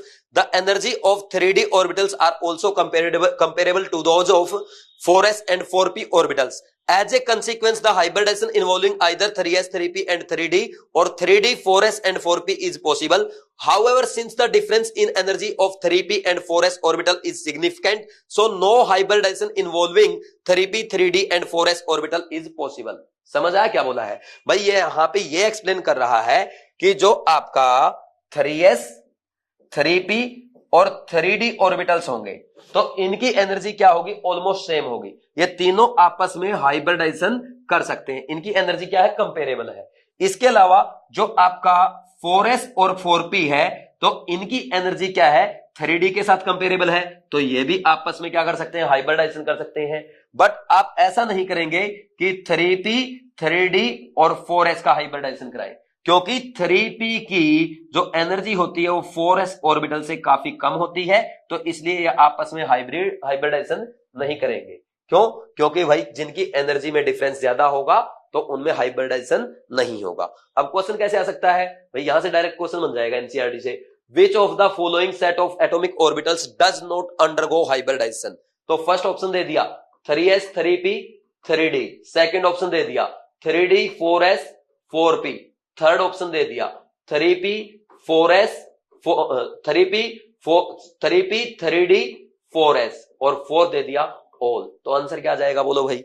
आपने अभी सीखा कि 3p और 4s में एनर्जी डिफरेंस ज्यादा होने के कारण ये आपस में हाइब्रिडाइजेशन नहीं करेंगे, तो ये सेट आपका हाइब्रिडाइजेशन शो नहीं करेगा, तो आंसर आ जाएगा थर्ड। ऐसा क्वेश्चन एग्जाम में आ सकता है, डायरेक्ट एनसीईआरटी से है। ठीक, फिर इसके बाद देखो नेक्स्ट देखो भाई, यहां पे the important hybridization scheme involving s p and d orbital are summarized below. तो ये देखो, ये जो टेबल आपको गिवन है इसमें देखो यहां पे सबसे पहले बताया गया dsp2 हाइब्रिडाइजेशन, यानी एक d ऑर्बिटल एक s और दो p ऑर्बिटल, ये हाइब्रिडाइजेशन करेंगे। dsp2 हाइब्रिड ऑर्बिटल बनाएंगे, 4 ऑर्बिटल बनेंगे, तो जो उनकी ज्योमेट्री क्या होगी, स्क्वायर प्लेनर होगी। तो इसको यहां पे मत पढ़ो, इसको हम कोऑर्डिनेशन कंपाउंड में अच्छे से करेंगे। ठीक है भाई, इस पॉइंट को अच्छे से करेंगे क्योंकि ये आपके कोऑर्डिनेशन कॉम्प्लेक्स के जो एग्जांपल है वहां पे हमें डिटेल में पढ़ना है। फिर इसके बाद नेक्स्ट है ट्राइगोनल बाइपिरामिडल। इसमें क्या होगा भाई, एक s 3p और एक d ऑर्बिटल आपस में हाइब्रिडाइज करेंगे तो 5 sp3d हाइब्रिड ऑर्बिटल बनाएंगे। इसका एग्जांपल आएगा pf5 एंड pcl5। जैसे यहां पे देखो नीचे दिया गया है, क्या है, फास्फोरस का एक s ऑर्बिटल 3 p ऑर्बिटल, तो यहां पे s के इलेक्ट्रॉन को एक्साइट किया 3d में, तो ये पांचों ऑर्बिटल आपस में क्या करेंगे, हाइब्रिडाइजेशन करेंगे और 5 sp3d हाइब्रिड ऑर्बिटल बनाएंगे। तो क्या होगा फिर, जो क्लोरीन का p ऑर्बिटल में एक हाफ फील्ड ऑर्बिटल है, वो इन पांचों हाइब्रिड ऑर्बिटल के साथ सिग्मा बॉन्ड बनाएगा। तो क्या होगा बोलो भाई, ज्योमेट्री क्या बनेगी इसकी ज्योमेट्री बन जाएगी। देखो 5 बॉन्ड कैसे आएंगे, 5 बॉन्ड आप कैसे आएंगे, 3 तो आ जाएंगे एक प्लेन में, एक आ जाएगा ऊपर प्लेन के और एक नीचे, तो ये बन जाएगा आपका ट्राइगोनल बाई पिरामिडल। इसमें कोई डाउट है क्या भाई, कर लेंगे या नहीं कर लेंगे? ठीक है, समझ में आ गया। ठीक, फिर इसके बाद देखो नेक्स्ट यहां पे अगर हम बात करें, नेक्स्ट आपका है sp3d2। ठीक, sp3d2 ये है brf5 का। इससे पहले हम एक काम कर रहे हैं, जो sf6 वाला वो एग्जांपल समझ रहे हैं। देखो भाई, यहां पे ये आपका sf6 का एग्जांपल एक्सप्लेन किया गया। अच्छा, एक ये देखना, जो ये आपका pcl5 बनेगा, इसमें बॉन्ड एंगल पहले ही मैं आपको बता चुका हूं भाई। ट्राइगोनल बाइपिरामिडल में क्या होगा, जो दो एक्सियल है वो 90 डिग्री पे होंगे, किसके, प्लेन के, और जो प्लेन वाले तीनों बॉन्ड है वो किस पे होंगे, 120 डिग्री पे होंगे। तो यहां पे ऐसा लिखा हुआ है। ठीक, फिर इसके बाद नेक्स्ट देखो भाई, formation of sf6 sp3d2 hybridisation. इसमें क्या होगा भाई, एक्साइटेड स्टेट में जब सल्फर को लेके जाएंगे, सल्फर क्या है, 3s2 3p4 है, तो यहां पे ये दोनों इलेक्ट्रॉन को 3d में एक्साइट कर देंगे, तो फिर 3s का एक ऑर्बिटल, 3p के 3 ऑर्बिटल और 3d के 2 ऑर्बिटल आपस में क्या करेंगे, हाइब्रिडाइजेशन करेंगे और 6 sp3d2 हाइब्रिड ऑर्बिटल बनाएंगे, जो फ्लोरीन के हाफ फील्ड p ऑर्बिटल के साथ ओवरलैप करके 6 सिग्मा बॉन्ड बना लेंगे। तो ये 6 सिग्मा बॉन्ड कहां आएंगे भाई, ये आएंगे आपके स्क्वायर बाइपिरामिडल में या ऑक्टाहेड्रल ज्योमेट्री में, जैसा आपको स्ट्रक्चर में दिखाया गया है। ठीक है भाई, समझ में आ गया। फिर इसके बाद नेक्स्ट देखो, अच्छा एक बार वापिस आप टेबल पे आ जाओ, वापिस एक बार टेबल पे आओ। इसमें देखो यहां पे है ना, आपको और भी कोऑर्डिनेशन कॉम्प्लेक्स गिवन है। जैसे ये आपको d2sp3 का एग्जांपल गिवन है CONS3 प्लस में। ठीक, और एक ये आपका sp3d2 का CRF6 3-। तो ये यहां पे हम नहीं पढ़ेंगे क्योंकि अभी आपने कोऑर्डिनेशन कंपाउंड नहीं पढ़ा, तो मैं इनको कोऑर्डिनेशन कंपाउंड में अच्छे से एक्सप्लेन करूंगा। ठीक, तो अभी इसकी टेंशन नहीं लेनी। इसके अलावा एक और आपका है ये sp3d2 हाइब्रिडाइजेशन का। भाई इसने क्या किया, हाइब्रिडाइजेशन रखा sp3d2, तो वो सारे ऑर्बिटल किस में आएंगे बोलो भाई, ऑक्टाहेड्रल ज्योमेट्री में आएंगे ऐसे। ठीक, अब इसने क्या किया भाई, उन 5 sp3d2 हाइब्रिड ऑर्बिटल में तो क्या किया, सिग्मा बॉन्ड बना दिया। ठीक, ऐसे ये बन गया 5 सिग्मा बॉन्ड, और एक क्या रखा है, एक रखा उसने लोन पेयर। तो ये आपका brf5 का केस है।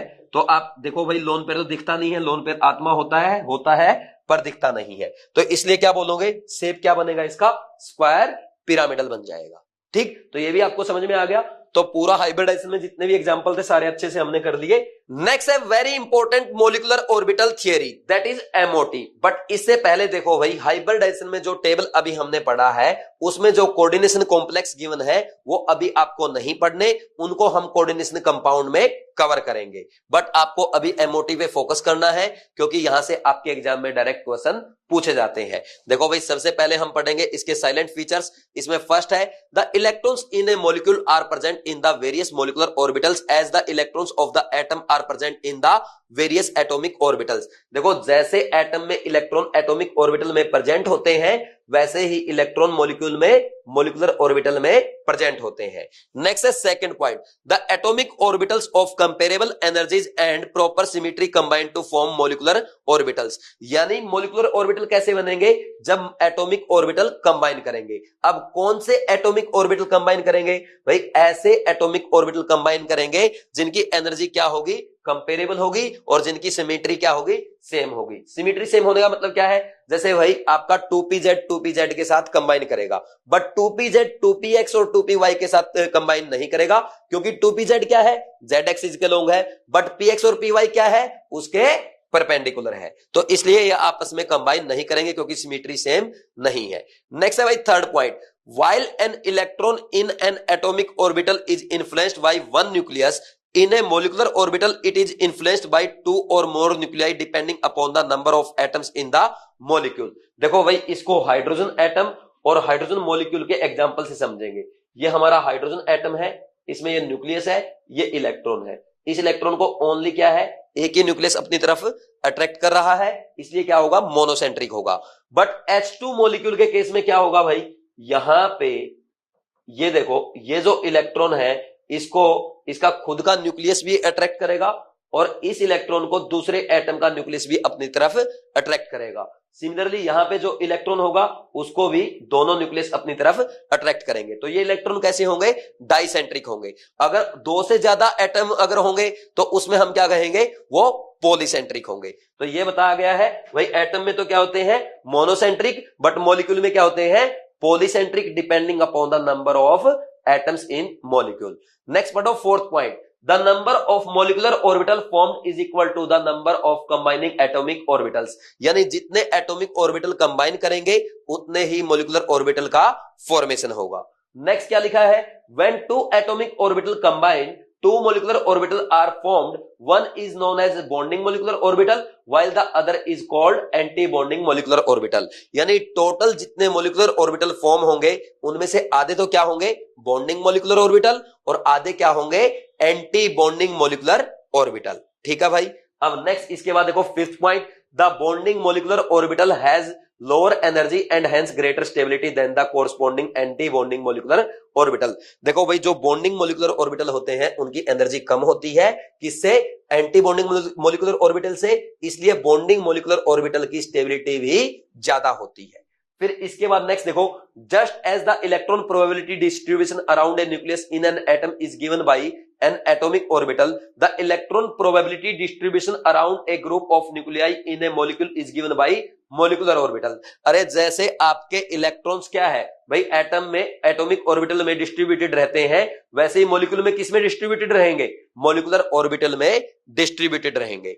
नेक्स्ट इसके बाद लास्ट पॉइंट है, the molecular orbitals like atomic orbitals are filled in accordance with aufbau principle obeying the Pauli's exclusion principle and the Hund's rule. जैसे भाई एटम्स में हमने इलेक्ट्रॉन की फिलिंग किसके बेस पे की थी? अबव प्रिंसिपल के बेस पे की थी।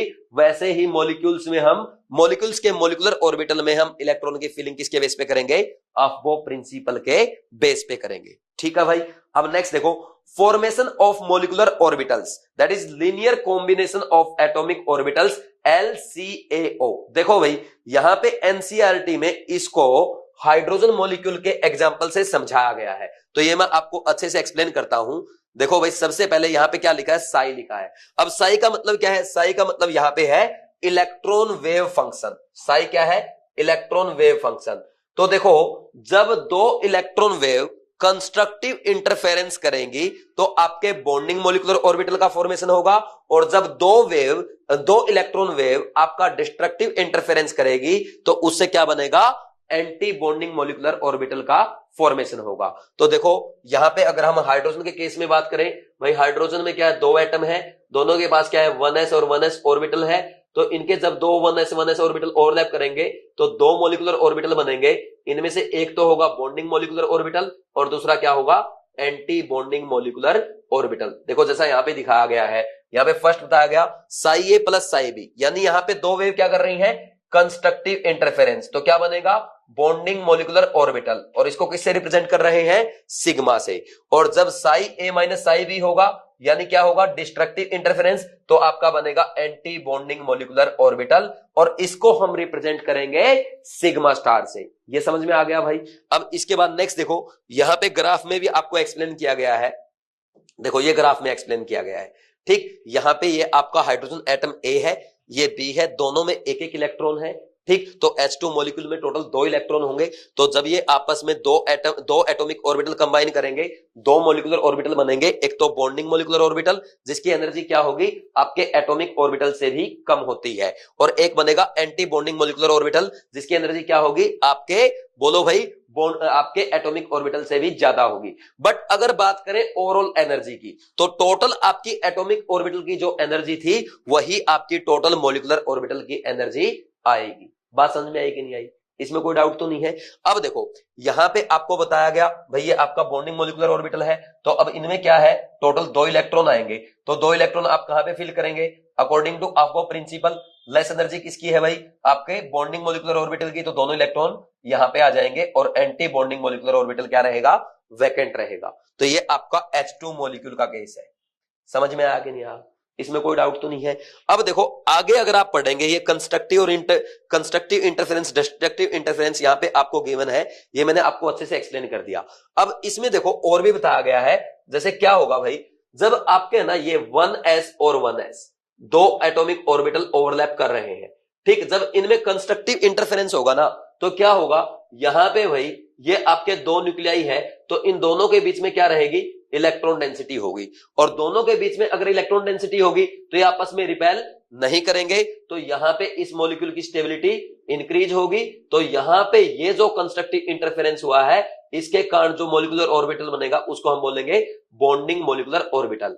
बट जब ये आपस में डिस्ट्रक्टिव इंटरफेरेंस करेंगे तो इनमें क्या होगा, बोलो भाई, यहां पे आपके जो न्यूक्लियस है, तो इन न्यूक्लियस के बीच में नोडल प्लेन बनेगा, और इनकी इलेक्ट्रॉन डेंसिटी क्या रहेगी, एक दूसरे की दूर रहेगी।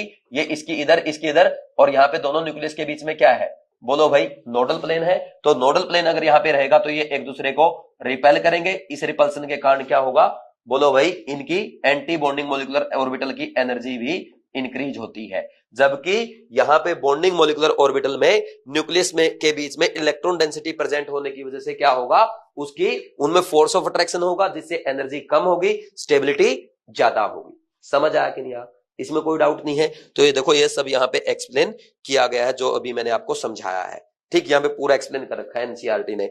और ये देखो लास्ट पैसेज अगर आप पढ़ेंगे तो इसमें आपको यही बताया गया है भाई, जो आपके देखो जो आपके दो एटॉमिक ऑर्बिटल ओवरलैप कर रहे हैं, जो एटॉमिक ऑर्बिटल की स्टार्टिंग में एनर्जी रहेगी वही आपके टोटल मॉलिक्यूलर ऑर्बिटल की होगी, ठीक। हालांकि बॉन्डिंग मॉलिक्यूलर ऑर्बिटल की एनर्जी इन दोनों एटॉमिक ऑर्बिटल से कम होगी, एंटी बॉन्डिंग की दोनों से ज्यादा होगी, बट दोनों का टोटल सम जो होगा वो किसके इक्वल होगा, एटॉमिक ऑर्बिटल की एनर्जी के इक्वल होगा, यानी टोटल एनर्जी क्या रहेगी, कंजर्व रहेगी। फिर इसके बाद नेक्स्ट देखो, condition for the combination of atomic orbital. First condition क्या है, the combining atomic orbital must have the same और नियरली सेम एनर्जी। यानी अगर एनर्जी में डिफरेंस बहुत ज्यादा होगा तो वो आपस में कंबाइन नहीं करेंगे। जैसे 1s 1s के साथ कंबाइन करता है, 2s 2s के साथ कंबाइन करेगा, 1s 2s आपस में कंबाइन नहीं करेगा, इसकी प्रोबेबिलिटी बहुत ही कम होती है, ठीक। फिर इसके बाद नेक्स्ट देखो, the combining atomic orbitals must have the same symmetry about the, बोलो भाई, अबाउट द मॉलिक्यूलर एक्सिस। यानी उनकी सिमेट्री क्या होनी चाहिए, सेम होनी चाहिए। जैसे ये एग्जांपल मैंने आपको पहले ही बता दिया, 2pz किसके साथ ओवरलैप करेगा, 2pz के साथ, ना कि 2px और 2py के साथ। नेक्स्ट है third condition, the combining atomic orbitals must overlap to the maximum extent. देखो भाई, जब एटॉमिक ऑर्बिटल की मैक्सिमम ओवरलैपिंग होगी तो जो मॉलिक्यूल में न्यूक्लियस है उनके बीच में इलेक्ट्रॉन डेंसिटी ज्यादा होगी, यानी न्यूक्लियस में रिपल्सन कम होगा और मॉलिक्यूल की स्टेबिलिटी ज्यादा होगी। इसलिए एटॉमिक ऑर्बिटल्स की ओवरलैपिंग मैक्सिमम होनी चाहिए। फिर नेक्स्ट टॉपिक देखो भाई, टाइप्स ऑफ मॉलिक्यूलर ऑर्बिटल्स। इसमें है sigma, pi and delta. Delta अपने काम का नहीं है, सिग्मा और पाई से अपना काम हो जाएगा। तो देखो इसमें लिखा है जो सिग्मा मॉलिक्यूलर ऑर्बिटल्स है वो आपके बॉन्डिंग एक्सिस के सिमेट्रिकल होते हैं, जबकि पाई मॉलिक्यूलर ऑर्बिटल क्या होते हैं, नॉन सिमेट्रिकल होते हैं। अब नेक्स्ट देखो, इसके बाद यहां पे ये जो एक्सप्लेन किया गया मैं आपको बता देता हूं। देखो भाई, जब आपका 1s और 1s ऑर्बिटल आपस में कंबाइन करेंगे तो दो मॉलिक्यूलर ऑर्बिटल बनेंगे, एक तो सिग्मा 1s और एक सिग्मा 1s स्टार। जिसमें स्टार लगेगा वो एंटी बॉन्डिंग मॉलिक्यूलर ऑर्बिटल है, उसकी एनर्जी क्या होगी, ज्यादा होगी। फिर 2s और 2s कंबाइन करेंगे तो क्या बनेगा, सिग्मा 2s और सिग्मा 2s स्टार। बट जब 2p की बात करेंगे तो 2p में देखो भाई, अगर हम 2p में z एक्सिस को अगर बॉन्डिंग एक्सिस कंसीडर करते हैं तो जब 2pz और 2pz कंबाइन करेंगे तो क्या बनेगा, यहां पे दो मॉलिक्यूलर ऑर्बिटल बनेंगे, सिग्मा 2pz और एक बनेगा सिग्मा 2pz स्टार, यानी एंटी बॉन्डिंग मॉलिक्यूलर ऑर्बिटल, जिसकी एनर्जी क्या होगी, बॉन्डिंग मॉलिक्यूलर ऑर्बिटल से ज्यादा होगी। फिर इसके बाद देखो भाई, आपका 2px और 2px और 2py और 2py जब कंबाइन करेंगे तो इनमें क्या होगा भाई, ये आपके पाई मॉलिक्यूलर ऑर्बिटल बनाएंगे। क्यों, क्योंकि ये क्या है भाई, आपके बॉन्डिंग एक्सिस के परपेंडिकुलर होते हैं। तो इसमें देखो क्या बनेगा, एक तो पाई 2px बनेगा और पाई 2py बनेगा। तो इन दोनों की एनर्जी होगी सेम। दूसरे आपके इनके बनेंगे एंटी बॉन्डिंग, जिनकी एनर्जी सेम होगी, बट बोलो भाई आपके बॉन्डिंग मॉलिक्यूलर ऑर्बिटल से ज्यादा होगी, तो इनकी एनर्जी ज्यादा होगी एंटी बॉन्डिंग वालों की। ठीक, फिर इसके बाद नेक्स्ट आ जाओ, ये सारा मैंने आपको एक्सप्लेन कर दिया जो यहां पे लिखा हुआ है। फिर डायरेक्ट आ जाओ आप इस डायग्राम पे। देखो भाई, फर्स्ट वाला मैं आपको अच्छे से एक्सप्लेन कर चुका हूं कि 1s ओवरलैप करेंगे, दो मॉलिक्यूलर ऑर्बिटल बनेंगे, एक सिग्मा 1s एक sigma 1s star. Sigma 1s कब बनेगा, जब इनका कंस्ट्रक्टिव इंटरफेरेंस होगा, और सिग्मा 1s स्टार कब बनेगा, जब इनका डिस्ट्रक्टिव इंटरफेरेंस होगा। फिर उसके बाद नेक्स्ट है आपका 2pz भाई, आप z एक्सिस को क्या मान रहे हैं, आप बॉन्डिंग एक्सिस मान रहे हैं, तो इसमें आपका सिग्मा बॉन्ड बनेगा। तो सिग्मा बॉन्ड में देखो, जब कंस्ट्रक्टिव इंटरफेरेंस होगा तो बनेगा sigma 2pz, that is bonding molecular orbital. और जब डिस्ट्रक्टिव इंटरफेरेंस होगा तो न्यूक्लियस के बीच में नोडल प्लेन होगा, जिसे न्यूक्लियस में आपस में रिपल्सन होगा, आपके मॉलिक्यूलर ऑर्बिटल की एनर्जी ज्यादा होगी, तो यह आपका बनेगा sigma 2pz star, that is anti bonding molecular orbital. फिर नेक्स्ट इसके बाद है 2px भाई, 2px हो चाहे 2py हो, तो ये क्या है, z एक्सिस के परपेंडिकुलर है, तो क्या बनाएंगे, पाई मॉलिक्यूलर ऑर्बिटल बनाएंगे। तो इनमें अगर कंस्ट्रक्टिव इंटरफेरेंस होगा तो क्या बनेगा भाई, ये बनेगा आपका पाई 2px, that is bonding molecular orbital. और अगर डिस्ट्रक्टिव इंटरफेरेंस होगा तो ये बनेगा पाई 2px star, that is anti bonding molecular orbital. ठीक, अब नेक्स्ट इसके बाद देखो, यहां पे ये मैंने आपको बता दिया कौन से कैसे बनेंगे। नेक्स्ट आ जाओ, अब आपको यहां पे इलेक्ट्रॉनिक कॉन्फ़िगरेशन लिखना है भाई। देखो O2 और F2 का दिया गया है, और यहां पे B2 C2 और N2 का दिया गया है। डिफरेंस क्या है, आप इनमें से कोई एक याद कर लो। जैसे आपने O2 F2 वाला याद कर लिया, सिग्मा 1s से ज्यादा सिग्मा 1s स्टार की, फिर सिग्मा 2s, उससे ज्यादा सिग्मा 2s स्टार, फिर सिग्मा 2pz, इससे ज्यादा किसकी आएगी, पाई 2px और पाई 2py। इन दोनों की बॉन्ड एनर्जी, इन दोनों की एनर्जी क्या होती है, सेम होती है। फिर उससे ज्यादा आएगा आपका एंटी बॉन्डिंग पाई वाले, और फिर उससे ज्यादा होगा एंटी बॉन्डिंग सिग्मा वाला। ये ऑर्डर आएगा, सब में यही ऑर्डर आएगा। बस यहां पे जो ऑक्सीजन से पहले के मॉलिक्यूल्स है उनमें क्या होगा भाई, सिग्मा 2pz की एनर्जी क्या होगी, पाई 2px और पाई 2py से ज्यादा होती है। इस बात का आपको ध्यान रखना है जब भी आप इलेक्ट्रॉनिक कॉन्फ़िगरेशन लिखेंगे, क्योंकि इलेक्ट्रॉनिक कॉन्फ़िगरेशन से आपके सारे क्वेश्चन सॉल्व होंगे। ठीक है भाई, तो ये याद कर लेना, इस पे बॉक्स बना लो कि यहां पे हमें इस बात का ध्यान रखना है। ठीक हो जाएगा। अब नेक्स्ट देखो, इसके बाद नेक्स्ट है electronic configuration and molecular behaviour. देखो भाई, स्टेबिलिटी ऑफ मॉलिक्यूल की अगर बात करें, देखो आपके इलेक्ट्रॉन कैसे फिलअप करेंगे आप, इंक्रीजिंग ऑर्डर ऑफ एनर्जी में फिलअप करेंगे। तो बॉन्डिंग में भी आएंगे, एंटी बॉन्डिंग में भी आएंगे। अगर बॉन्डिंग मॉलिक्यूलर ऑर्बिटल में आपके इलेक्ट्रॉन ज्यादा होंगे एंटी बॉन्डिंग से, तो मॉलिक्यूल स्टेबल होगा, और एंटी बॉन्डिंग में इलेक्ट्रॉन ज्यादा होंगे तो आपका मॉलिक्यूल अनस्टेबल होगा। फिर नेक्स्ट है भाई बॉन्ड ऑर्डर, कैसे फाइंड आउट करेंगे, इसका फॉर्मूला है number of electron in bonding molecular orbital minus number of electron in anti bonding molecular orbital divide by 2। ये फॉर्मूला आपके सामने लिखा हुआ है। फिर नेक्स्ट देखो भाई, जब यहां पे आप बॉन्ड ऑर्डर फाइंड आउट करेंगे, देखो बॉन्ड ऑर्डर अगर हमारा पॉजिटिव आता है इसका मतलब मॉलिक्यूल स्टेबल है, और अगर बॉन्ड ऑर्डर नेगेटिव आता है या जीरो आता है इसका मतलब क्या है, हमारा मॉलिक्यूल अनस्टेबल है, मॉलिक्यूल एग्जिस्ट नहीं करेगा। फिर नेक्स्ट है नेचर ऑफ बॉन्ड। देखो अगर बॉन्ड ऑर्डर 1 है तो हमारा बॉन्ड सिंगल होगा, बॉन्ड ऑर्डर 2 है तो बॉन्ड डबल होगा, और बॉन्ड ऑर्डर 3 है तो बॉन्ड ट्रिपल होगा। नेक्स्ट अगर बात की जाए बॉन्ड लेंथ की, देखो भाई एज बॉन्ड ऑर्डर इंक्रीज क्या होगा, बॉन्ड लेंथ डिक्रीज होगी और बॉन्ड स्ट्रेंथ इंक्रीज होगी। फिर इसके बाद नेक्स्ट देखो मैग्नेटिक नेचर, देखो भाई जब आप इलेक्ट्रॉनिक कॉन्फ़िगरेशन लिखेंगे, अगर इलेक्ट्रॉनिक कॉन्फ़िगरेशन में कोई भी अनपेयर्ड इलेक्ट्रॉन प्रेजेंट नहीं है तो हमारा मॉलिक्यूल डायमैग्नेटिक होगा, that is it will be repelled by magnetic field. और अगर हमारे मॉलिक्यूल के इलेक्ट्रॉनिक कॉन्फ़िगरेशन में एक या उससे ज्यादा अनपेयर्ड इलेक्ट्रॉन प्रेजेंट है तो वो मॉलिक्यूल पैरामैग्नेटिक होगा, that is attracted by magnetic field. इसका एग्जांपल है O2 मॉलिक्यूल जो अभी आगे हम देखेंगे। नेक्स्ट है bonding in some homonuclear diatomic molecules. Homonuclear का मतलब है भाई जिनमें क्या होंगे, सेम एटम होंगे, जैसे H2 है, O2 है, N2 है, F2 है, C2 है एटसेट्रा। तो सबसे पहले बात कर रहे हैं हाइड्रोजन की, इसमें 2 इलेक्ट्रॉन होंगे, क्या कॉन्फ़िगरेशन आएगा भाई, सिग्मा 1s2, दोनों बॉन्डिंग में आ रहे हैं तो बॉन्ड ऑर्डर कितना आएगा, 2 - 0 डिवाइड बाय 2 1 आ गया, यानी हाइड्रोजन में क्या होगा, सिंगल बॉन्ड प्रेजेंट होगा। फिर इसके बाद नेक्स्ट देखो भाई, नेक्स्ट यहां पे क्या है, हाइड्रोजन में कोई भी अनपेयर्ड इलेक्ट्रॉन नहीं है इसलिए क्या होगा, डायमैग्नेटिक होगा। फिर इसके बाद नेक्स्ट आ रहा है हीलियम 2।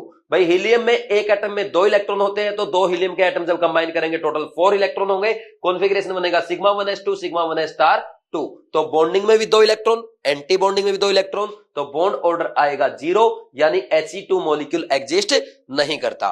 फिर सिमिलरली अगर हम बात करें बेरिलियम 2 की, तो बेरिलियम 2 में क्या है भाई, इसमें क्या होगा, टोटल 8 इलेक्ट्रॉन होंगे, कॉन्फ़िगरेशन आएगा sigma 1s2 sigma 1s2 sigma 2s2 sigma 2s2, यानी 4 एंटी बॉन्डिंग में है, 4 बॉन्डिंग में है, तो इसका बॉन्ड ऑर्डर भी क्या आएगा, 0 आएगा, यानी Be2 मॉलिक्यूल भी एग्जिस्ट नहीं करेगा। नेक्स्ट आपका है लिथियम मॉलिक्यूल। भाई लिथियम में क्या है, 3 इलेक्ट्रॉन होते हैं तो लिथियम Li2 बनेगा जब, तो उसमें 6 इलेक्ट्रॉन होंगे, कॉन्फ़िगरेशन क्या आएगा, sigma 1s2 sigma 1s2 sigma 2s2। 4 bonding में, 2 एंटी बॉन्डिंग में, तो 4 - 2 डिवाइड बाय 2, बॉन्ड ऑर्डर आ गया आपका 1। तो इसका मतलब क्या है भाई, आपका बॉन्ड ऑर्डर पॉजिटिव है, लिथियम मॉलिक्यूल स्टेबल होगा और इसमें कोई अनपेयर्ड इलेक्ट्रॉन नहीं है, इसलिए क्या होता है, डायमैग्नेटिक होता है। और जो डायमैग्नेटिक लिथियम 2 मॉलिक्यूल है वो वेपर फेज में एग्जिस्ट करता है, ऐसा आपके एनसीईआरटी में लिखा हुआ है।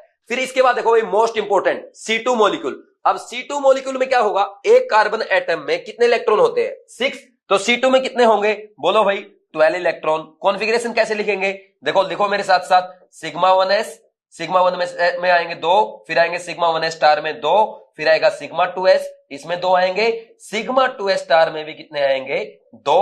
फिर नेक्स्ट कौन सा आएगा, बोलो भाई, सिग्मा 2pz आएगा या पाई 2px और पाई 2py आएगा, बोलो जल्दी से, अभी थोड़ी देर पहले याद किया था, पाई 2px और पाई 2py आएगा।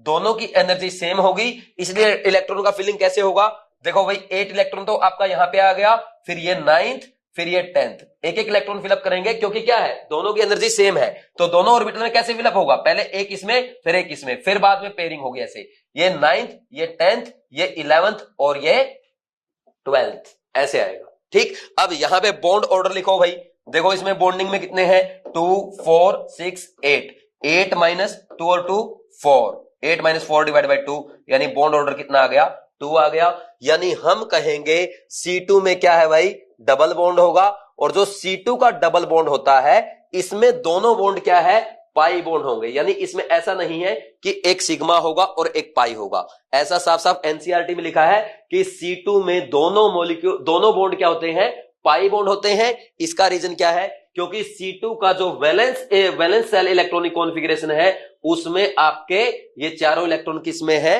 पाई मॉलिक्यूलर ऑर्बिटल में है, इसलिए ये क्या बनाएगा, 2 बॉन्ड बनाएगा, दोनों ही क्या होंगे, पाई बॉन्ड होंगे। क्यों भाई, फिर बोल देता हूं, क्योंकि C2 के वैलेंस सेल इलेक्ट्रॉनिक कॉन्फ़िगरेशन में लास्ट के चारों इलेक्ट्रॉन किसमें होते हैं, पाई बॉन्डिंग मॉलिक्यूलर ऑर्बिटल में प्रेजेंट होते हैं, तो इसलिए दोनों पाई बॉन्ड बनाएगा। फिर इसके बाद देखो C2 में कोई भी अनपेयर्ड इलेक्ट्रॉन नहीं है, इसलिए C2 क्या होगा, डायमैग्नेटिक होगा। ठीक है भाई, ध्यान रखेंगे, यहां से एग्जाम में क्वेश्चन आ सकता है। फिर इसके बाद नेक्स्ट आ जाओ, यहां पे it is important to note that double bond in C2 consist of both pi bonds because of the presence of 4 electron in 2 pi molecular orbitals, ये मैंने आपको बताया है, एनसीईआरटी में लिखा है।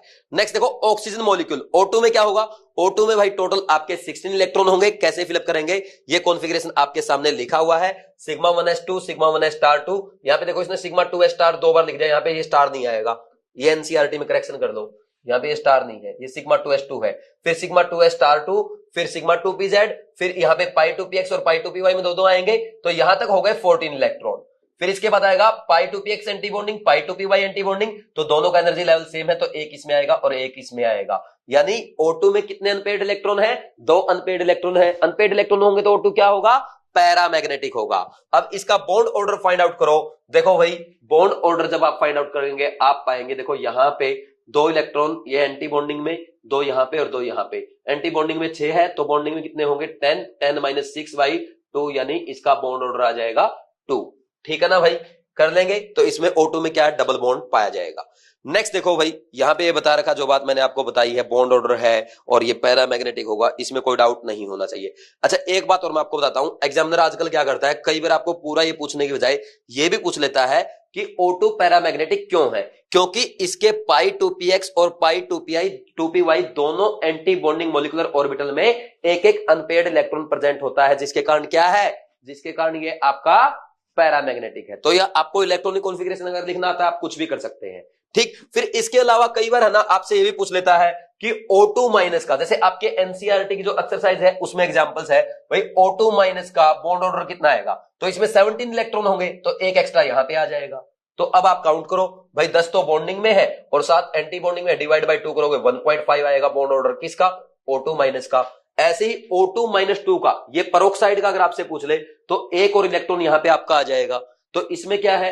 ये आपका आएगा 10 minus 8 divide by 2, that is इसका बॉन्ड ऑर्डर आएगा 1। और इसलिए जो आपका परोक्सिल लिंकेज होता है परोक्साइड में, उसमें ऑक्सीजन ऑक्सीजन सिंगल बॉन्ड पाया जाता है। और सबसे खास बात, ये O2 माइनस 2 में क्या होगा भाई? ये आपका डायामैग्नेटिक होगा, क्योंकि इसमें एक भी अनपेयर्ड इलेक्ट्रॉन प्रेजेंट नहीं है। बट O2 माइनस 1 में क्या था? एक अनपेयर्ड इलेक्ट्रॉन था, तो वो वाला केस जो है वो आपका पैरा था। ठीक, इसके अलावा आपसे कई बार ये भी पूछ लेता है भाई O2 प्लस, तो O2 प्लस में आप क्या करेंगे? यहां पे जो इलेक्ट्रॉन लिखा है एक तो यहां जाएगा, यहां 0 आ जाएगा। एक अनपेयर्ड इलेक्ट्रॉन है तो क्या पैरामैग्नेटिक होगा। और बॉन्ड ऑर्डर लिखोगे तो क्या आएगा? 10 माइनस एंटी बॉन्डिंग में 5 है, 10 माइनस 5 डिवाइड बाई 2, तो कितना आ जाएगा? 2.5। समझ आ रहा है कि नहीं आ रहा? तो ऐसे बॉन्ड ऑर्डर कंपेयर करवा सकता है, आपसे पूछ सकता है कौन सा डायमैग्नेटिक है कौन सा पैरामैग्नेटिक है, बता देंगे भाई। ठीक, फिर इसके बाद नेक्स्ट देखो, नेक्स्ट हम आगे बढ़ेंगे। नेक्स्ट देखो, इसके बाद किसकी बात कर रहा है? जैसे ऐसे ही आप Ne2 मॉलिक्यूल कैलकुलेट करेंगे, इसमें नंबर ऑफ इलेक्ट्रॉन्स अगर आप लिख देंगे Ne2 मॉलिक्यूल में, बॉन्ड ऑर्डर फाइंड आउट करेंगे तो 0 आएगा, तो Ne2 मॉलिक्यूल भी एग्जिस्ट नहीं करेगा। देखो एक बार पढ़ लो, similarly the electronic configuration of other homonuclear diatomic molecules of the second row of the periodic table can be written और in figure 4.21 are given the molecular orbital occupancy and molecular properties for B2 through Ne2. The sequence of molecular orbitals and their electron population are shown. The bond energy, bond length, bond order, magnetic property and valence electronic configuration appear below the orbital diagram. देखो भाई, यहां पे table में है ना कुछ example आपको explain किए गए हैं, जैसे B2 का है, C2 का है, N2 का है, O2 का, F2 का, Ne2 का, ये आपको यहां पे बताए गए हैं। ये भी बताया गया कौन सा पैरामैग्नेटिक है कौन सा डायमैग्नेटिक है, तो एक बार आप इनको पढ़ ले, क्योंकि डायरेक्ट यहां से एग्जाम में क्वेश्चन आ सकता है। ठीक है भाई, जैसे आप देखो, हमने B2 का नहीं किया ना, तो B2 में क्या होगा? 10 इलेक्ट्रॉन्स हो गए, तो B2 का 10 इलेक्ट्रॉन कैसे लिखेंगे? आप लिख देंगे यहाँ पे sigma 1s, sigma 1s star, दो तो इनमें आ गए, फिर सिग्मा 2s में 2, फिर सिग्मा 2s स्टार में 2, फिर इसके बाद क्या आएगा बोलो भाई? इसके बाद कौन सा आएगा? पाई 2px और पाई 2py आएगा। तो पाई 2px और पाई 2py में क्या आएगा? यहाँ पे एक एक इलेक्ट्रॉन आएगा, तो एक एक इलेक्ट्रॉन आएगा, तो B2 क्या हो गया? पैरामैग्नेटिक हो गया। बॉन्ड ऑर्डर इसका फाइंड आउट करो, तो बॉन्ड ऑर्डर आप फाइंड आउट करें 2 4 और ये 2 6, 6 माइनस 4 एंटी बॉन्डिंग में डिवाइड बाई 2, 1 आ गया इसका बॉन्ड ऑर्डर। तो ये आपसे पूछ सकता है, देखो यहाँ पे लिखा पैरामैग्नेटिक है, और यहाँ पे आप क्या कर सकते हैं, जैसे मैंने बॉन्ड ऑर्डर फाइंड आउट किया है वैसे ही आप भी कर सकते हैं। फिर उसके बाद C2 का मैं आपको बता चुका हूं। ऐसे ही अगर आप N2 का लिखेंगे, N2 का लिख लो भाई, इसमें कौन सी बड़ी बात है? N2 का लिखने में क्या है? Sigma 1s2, sigma 1s star 2, sigma 2s2, sigma 2s star 2, फिर आएगा आपका पाई 2px और पाई 2py। देखो यहाँ पे आपके हो गए टोटल 8 इलेक्ट्रॉन, इसमें होते हैं 14, ये 9th, ये 10th, ये 11th, ये 12th, फिर आएगा सिग्मा 2pz में 2 इलेक्ट्रॉन, तो हो गए आपके 14। तो यहाँ पे इसमें कोई अनपेयर्ड इलेक्ट्रॉन नहीं है, तो आप क्या कहेंगे? ये आपका डायमैग्नेटिक है, इसलिए यहाँ पे देखो लिखा है डायमैग्नेटिक होगा N2। और बॉन्ड ऑर्डर कितना आ जाएगा भाई? यहाँ पे देखो 2 4 और 6 8 10 10 माइनस ये 4 एंटी बॉन्डिंग में डिवाइड बाई 2 3 आ जाएगा इसका बॉन्ड ऑर्डर, इसलिए N में नाइट्रोजन में NN ट्रिपल बॉन्ड पाया जाता है। ठीक, तो सिमिलरली अगर आप O2 का देखेंगे, O2 का मैंने आपको बता दिया, F2 का आप लिख सकते हैं, F2 का वही होगा जो O2 माइनस 2 का होगा, क्योंकि O2 माइनस 2 में और F2 में क्या है, दोनों में 18 इलेक्ट्रॉन है, तो जिनका नंबर ऑफ इलेक्ट्रॉन सेम है तो उनका इलेक्ट्रॉनिक कॉन्फ़िगरेशन क्या आएगा, सेम आ जाएगा। समझ आया कि नहीं आप?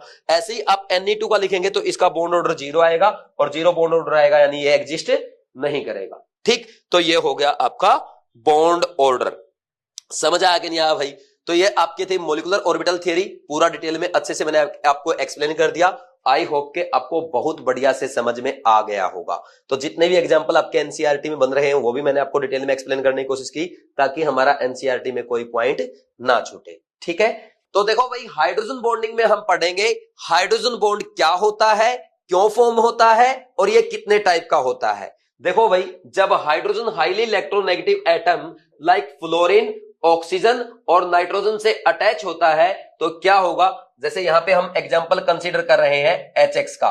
X क्या है, हाईली इलेक्ट्रोनेगेटिव एटम है। तो देखो इनका जो शेयर्ड पेयर ऑफ इलेक्ट्रॉन है वो आपका मोर इलेक्ट्रोनेगेटिव एटम की तरफ शिफ्ट रहेगा, जिसके कारण हाइड्रोजन पे पार्शियल पॉजिटिव चार्ज आएगा और इलेक्ट्रोनेगेटिव एटम पे पार्शियल नेगेटिव चार्ज आएगा। तो सिमिलरली जो अदर मॉलिक्यूल्स होंगे उनमें भी ऐसा होगा, हाइड्रोजन पे पार्शियल पॉजिटिव और इलेक्ट्रोनेगेटिव एटम पे पार्शियल नेगेटिव चार्ज। तो देखो भाई, ऐसे ये आपके डाइपोल बन जाएंगे और ये जो डाइपोल बनेंगे तो इनमें क्या होगा, इलेक्ट्रोस्टैटिक फोर्स ऑफ अट्रैक्शन होगा, जिसको हम क्या कहते हैं, हाइड्रोजन बॉन्ड कहते हैं। और इस हाइड्रोजन बॉन्ड को हम यहाँ पे डॉट डॉट से रिप्रेजेंट करते हैं, जैसा आपकी एनसीईआरटी में HF के एग्जाम्पल में एक्सप्लेन किया गया है। ठीक है भाई, तो जो हाइड्रोजन बॉन्ड होता है ये आपका कोवलेंट बॉन्ड से वीक बॉन्ड होगा। समझ आया कि नहीं? क्योंकि ये तो क्या है, जस्ट ये इसमें क्या है भाई, ये तो फोर्स ऑफ अट्रैक्शन है। ऐसा नहीं कि यहाँ पे बॉन्ड, यहाँ पे आपके एटॉमिक ऑर्बिटल की ओवरलैपिंग हो रही है, ये तो बस इनमें जो पार्शियल नेगेटिव चार्ज है और पार्शियल पॉजिटिव चार्ज है इसमें जस्ट फोर्स ऑफ अट्रैक्शन है, इसलिए कोवलेंट बॉन्ड से ये वीक होता है। नेक्स्ट देखो भाई, इसके बाद यहाँ पे एक बहुत इंपॉर्टेंट पॉइंट लिखा है जो आपके एग्जाम में पूछा जा सकता है, The magnitude of hydrogen bonding depends on the physical state of the compound. It is maximum in solid state and minimum in the gaseous state. तो देखो भाई, अगर आपसे पूछा जाए सॉलिड, लिक्विड और गैसियस स्टेट में सबसे ज्यादा हाइड्रोजन बॉन्डिंग कहां होगी, तो आप कहेंगे सॉलिड में, उससे कम लिक्विड में और सबसे कम गैस में। तो ये क्वेश्चन आपके एग्जाम में पूछा जा सकता है। जैसे फॉर एग्जांपल अगर हम वाटर का केस लें तो आइस में हाइड्रोजन बॉन्डिंग सबसे ज्यादा होगी, उससे कम लिक्विड वाटर में और सबसे कम वाटर वेपर्स में होगी। इसमें कोई डाउट है क्या भाई? कर लेंगे या नहीं कर लेंगे? तो ये नोट कर लो, क्योंकि आपके एग्जाम में पूछा जा सकता है। ठीक है भाई, फिर इसके बाद नेक्स्ट देखो, नेक्स्ट है भाई टाइप ऑफ हाइड्रोजन बॉन्ड्स। ये दो टाइप का होता है। इसमें फर्स्ट है intermolecular hydrogen bond. It is formed between two different molecules of the same और डिफरेंट कंपाउंड। तो देखो यहाँ पे दोनों का एग्जांपल मैं आपको समझा रहा हूं। जैसे भाई HF के केस में क्या है भाई, HF मॉलिक्यूल में हाइड्रोजन बॉन्ड बनेगा, ऐसे ये बनता कि नहीं बनता? ठीक, तो ये तो क्या हो गया भाई, different molecules of same compound में। फिर अगर हम बात करें different molecule of different compound, तो यहां पे एग्जांपल लेंगे अल्कोहल और वाटर का। तो देखो भाई, ये क्या है, यहां पे R लिख देता हूं और यहां पे मैं हाइड्रोजन लिख देता हूं। देखो क्या होगा, ऑक्सीजन पे पार्शियल नेगेटिव और यहां पे हाइड्रोजन पे पार्शियल पॉजिटिव। सिमिलरली अल्कोहल में भी ऐसा ही होगा। अब देखो यहाँ पे वाटर में जो हाइड्रोजन पे पार्शियल पॉजिटिव है, तो यहाँ पे ये क्या करेगा बोलो भाई, ये आपका अल्कोहल के ऑक्सीजन के पार्शियल नेगेटिव चार्ज को अपनी तरफ अट्रैक्ट करेगा। तो इनमें आपस में जो ये फोर्स ऑफ अट्रैक्शन होगा, this will be known as intermolecular hydrogen bonding in different molecules of different compounds. समझ में आया कि नहीं आया? तो ऐसी हाइड्रोजन बॉन्डिंग पाई जाती है HF में, अल्कोहल में, वाटर में और अमोनिया में। समझ आया कि नहीं आया? इसमें कोई डाउट तो नहीं है। इसके अलावा भाई एक एग्जांपल और मैं आपको एक्सप्लेन कर देता हूं। जैसे अगर आप बात करेंगे पैरानाइट्रोफिनॉल की, देखो पैरानाइट्रोफिनॉल का स्ट्रक्चर ये होता है, ये हमारा फिनोल है, ठीक, और ये इसके पैरा पोजीशन पे नाइट्रो ग्रुप लगा है। ठीक, तो जब यहां पे और मॉलिक्यूल्स आएंगे पैरानाइट्रोफिनॉल के, तो इनमें क्या होगा भाई, देखो यहां पे, ये देखो यहां पे क्या है, इस पे ऑक्सीजन पे पार्शियल नेगेटिव और यहाँ पे हाइड्रोजन पे पार्शियल पॉजिटिव। सिमिलरली यहाँ पे नाइट्रोजन क्या है, इलेक्ट्रोपॉजिटिव है, ऑक्सीजन ज्यादा इलेक्ट्रोनेगेटिव है, तो इस पे पार्शियल नेगेटिव आएगा। ठीक, तो अब इनमें क्या होगा, आपस में फोर्स ऑफ अट्रैक्शन होगा, तो ये भी क्या है, इंटरमोलिकुलर हाइड्रोजन बॉन्डिंग होता है। बात समझ में आई कि नहीं आई, इसमें कोई डाउट तो नहीं है। ठीक, फिर इसके बाद सेकंड पढ़ो, इंट्रामोलिकुलर हाइड्रोजन बॉन्ड। ये अभी मैंने आपको क्यों समझाया पैरानाइट्रोफिनॉल का एग्जांपल, अभी आपको समझ में आएगा। देखो इंट्रामोलिकुलर हाइड्रोजन बॉन्ड क्या होता है, it is formed when hydrogen atom is in between the two highly electronegative atom, that is fluorine, oxygen or nitrogen present within the same molecule। यानी जब दो हाईली इलेक्ट्रोनेगेटिव एटम के बीच में एक ही molecule में हाइड्रोजन प्रेजेंट होगा तो क्या होगा, इंट्रामोलिकुलर हाइड्रोजन बॉन्डिंग होगी। जैसे फॉर एग्जांपल आपका क्या है, ऑर्थोनाइट्रोफिनॉल। इसमें क्या है भाई, ऑर्थोनाइट्रोफिनॉल में देखो यहां पे इस पे पार्शियल नेगेटिव, हाइड्रोजन पे पार्शियल पॉजिटिव, नाइट्रोजन पे पार्शियल पॉजिटिव और ऑक्सीजन पे पार्शियल नेगेटिव चार्ज आएगा। तो अब क्या हो जाएगा भाई, यहां पे इसका हाइड्रोजन का पार्शियल पॉजिटिव और ऑक्सीजन का पार्शियल नेगेटिव एक दूसरे को अट्रैक्ट करेंगे, तो ये क्या बनेगा, इंट्रामोलिकुलर हाइड्रोजन बॉन्ड बनेगा। अब देखो भाई, जब भी यहां पे आप बॉइलिंग पॉइंट की बात करेंगे, देखो एनसीईआरटी तो पूरा हो गया, एक क्वेश्चन बता रहा हूं जो आईआईटी 2007 में पूछा गया था। देखो भाई यहां पे क्वेश्चन आता है आपका पैरानाइट्रोफिनॉल और ऑर्थोनाइट्रोफिनॉल का बॉइलिंग पॉइंट और वेपर प्रेशर के बारे में। तो बॉइलिंग पॉइंट किसका ज्यादा होगा, देखो भाई ऑर्थोनाइट्रोफिनॉल के जो मॉलिक्यूल्स है वो क्या है, एक दूसरे से आपस में क्या कर रहे हैं, इंटरमोलिकुलर हाइड्रोजन बॉन्डिंग कर रहे हैं, यानी वो ऐसे जुड़े हुए हैं। ठीक, ये ऐसे जुड़े हुए हैं, देखो ठीक है भाई, ये ऐसे जुड़े हुए हैं। जैसे फॉर एग्जांपल मान लो अपनी क्लास में कोई दुश्मन आ जाए, ठीक, और हम सब एक दूसरे के हाथ पकड़ के ऐसे खड़े हो जाएं, तो दुश्मन को हरा देंगे या नहीं हरा देंगे, हरा देंगे ना। बट अगर मान लो हम सारे ऐसे खड़े हो जाएं, ये ऐसे खड़े हो गए सब अपने हाथ पकड़े, आजा तेरे को देख लेंगे, हम में कोई यूनिटी नहीं है, सब अलग अलग खड़े हैं, तो क्या करेगा दुश्मन, एक एक को उठा उठा के हमें बाहर फेंक देगा क्लास से। तो देखो हम किस चीज में स्ट्रांग रहेंगे, जब हम एक दूसरे का हाथ पकड़ के रहेंगे, जैसा कि आपका पैरानाइट्रोफिनॉल के केस में है। और जब आप ऑर्थोनाइट्रोफिनॉल के केस में रहेंगे, ऑर्थोनाइट्रोफिनॉल की तरह रहेंगे, तो दुश्मन आपको उठा के बाहर फेंक देगा। समझ आ रही कि नहीं बात। तो यहां पे क्या होगा, इनमें क्या है, स्ट्रॉन्ग इंटरमोलिकुलर हाइड्रोजन बॉन्डिंग है, तो यहां पे ओनली इंट्रा है। तो देखो भाई जब मॉलिक्यूल्स आपस में पास पास रहेंगे तो उसके मॉलिक्यूल्स को सेपरेट करना, लिक्विड से वेपर स्टेट में लेके जाना मुश्किल होगा, यानी उसका बॉइलिंग पॉइंट ज्यादा होगा। तो पैरा का बॉइलिंग पॉइंट क्या होगा, ऑर्थो से ज्यादा होगा। बट अगर बात की जाए वेपर प्रेशर की, या आपसे पूछ ली जाए वोलेटिलिटी किसकी ज्यादा होगी या कौन ज्यादा वोलेटाइल होगा, तो आप क्या कहेंगे भाई, ये बॉइलिंग पॉइंट के उल्टा होगा। आपका पैरा क्या होगा, ऑर्थो से कम वोलेटाइल होगा, उसका वेपर प्रेशर कम होगा। और ये वोलेटाइल कौन ज्यादा होगा, वेपर प्रेशर किसका ज्यादा होगा, ये आईआईटी 2007 में पूछा गया था, इसलिए यहां पे मैंने आपको एक्सप्लेन कर दिया। समझ आ गया भाई। इसके अलावा देखो भाई, जो ऑर्थोनाइट्रोफिनॉल होता है, अगर उसकी एसिडिक स्ट्रेंथ की बात करें तो ऑर्थोनाइट्रोफिनॉल पैरानाइट्रोफिनॉल से कम एसिडिक होता है, क्योंकि जब भी एसिडिक स्ट्रेंथ की बात करेंगे तो आप सिंगल मॉलिक्यूल की बात करते हैं, ना कि नंबर ऑफ मॉलिक्यूल्स की। तो सिंगल मॉलिक्यूल में देखो भाई, आपका ऑर्थोनाइट्रोफिनॉल में क्या है, यहां पे आपका H+ जो है वो हाइड्रोजन बॉन्डिंग में इन्वॉल्व है, इसलिए इजीली रिलीज नहीं करेगा, जिसके कारण इसकी एसिडिक स्ट्रेंथ क्या होगी, पैरानाइट्रोफिनॉल से कम हो जाती है। तो ये 3 पॉइंट है जो कि बहुत इंपॉर्टेंट है, ध्यान रखने हैं भाई। बॉइलिंग पॉइंट किसका ज्यादा होगा, पैरानाइट्रोफिनॉल का, क्योंकि इसमें इंटरमोलिकुलर हाइड्रोजन बॉन्डिंग होती है। और वेपर प्रेशर क्या हो जाएगा, पैरानाइट्रोफिनॉल का क्या हो जाएगा, पैरानाइट्रोफिनॉल का ऑर्थोनाइट्रोफिनॉल से कम हो जाएगा। क्योंकि क्या है भाई, पैरानाइट्रोफिनॉल में अगर इंटरमोलिकुलर हाइड्रोजन बॉन्डिंग होगी तो उसके कम वेपर्स बनेंगे, उसका वेपर प्रेशर कम होगा, उसकी वोलेटिलिटी कम होगी, वो कम वोलेटाइल होगा, यानी ऑर्थोनाइट्रोफिनॉल जो होगा वो ज्यादा वोलेटाइल होगा।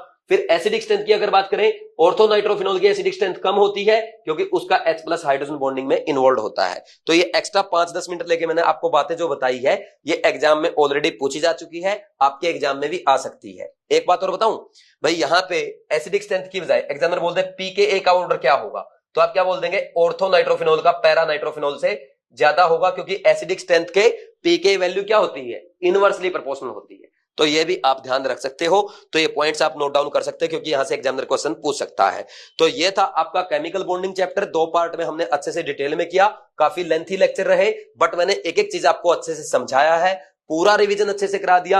अब अगर बात करें इसके एनसीईआरटी के एक्सरसाइज के क्वेश्चंस की, तो देखो सारे क्वेश्चन मैंने पढ़ लिए थे और थियरी में सारे कवर कर दिए, यानी ऐसा कोई क्वेश्चन नहीं है जहां से आपको उसको अलग से करने की जरूरत है, सारे क्वेश्चन कवर हो चुके हैं। बस वहां पे ये 1-2 क्वेश्चन दे रखे, जैसे O2+ है, O2-2 है, O2 है, इनका बॉन्ड ऑर्डर कंपेयर करो, वो आप खुद से भी कर सकते हैं, क्योंकि मैंने आपको पहले ही अच्छे से समझा दिया। ठीक है भाई, कर लेंगे। तो आज के लिए इतना काफी है, फिर बाकी नेक्स्ट लेक्चर में हम एस ब्लॉक एलिमेंट्स वाला चैप्टर करेंगे, उसके लिए आपको रेडी रहना है और जो आज आपने सीखा है एक बार उसको अच्छे से रिवाइज करना है। ठीक है भाई, थैंक्स, ऑल द बेस्ट।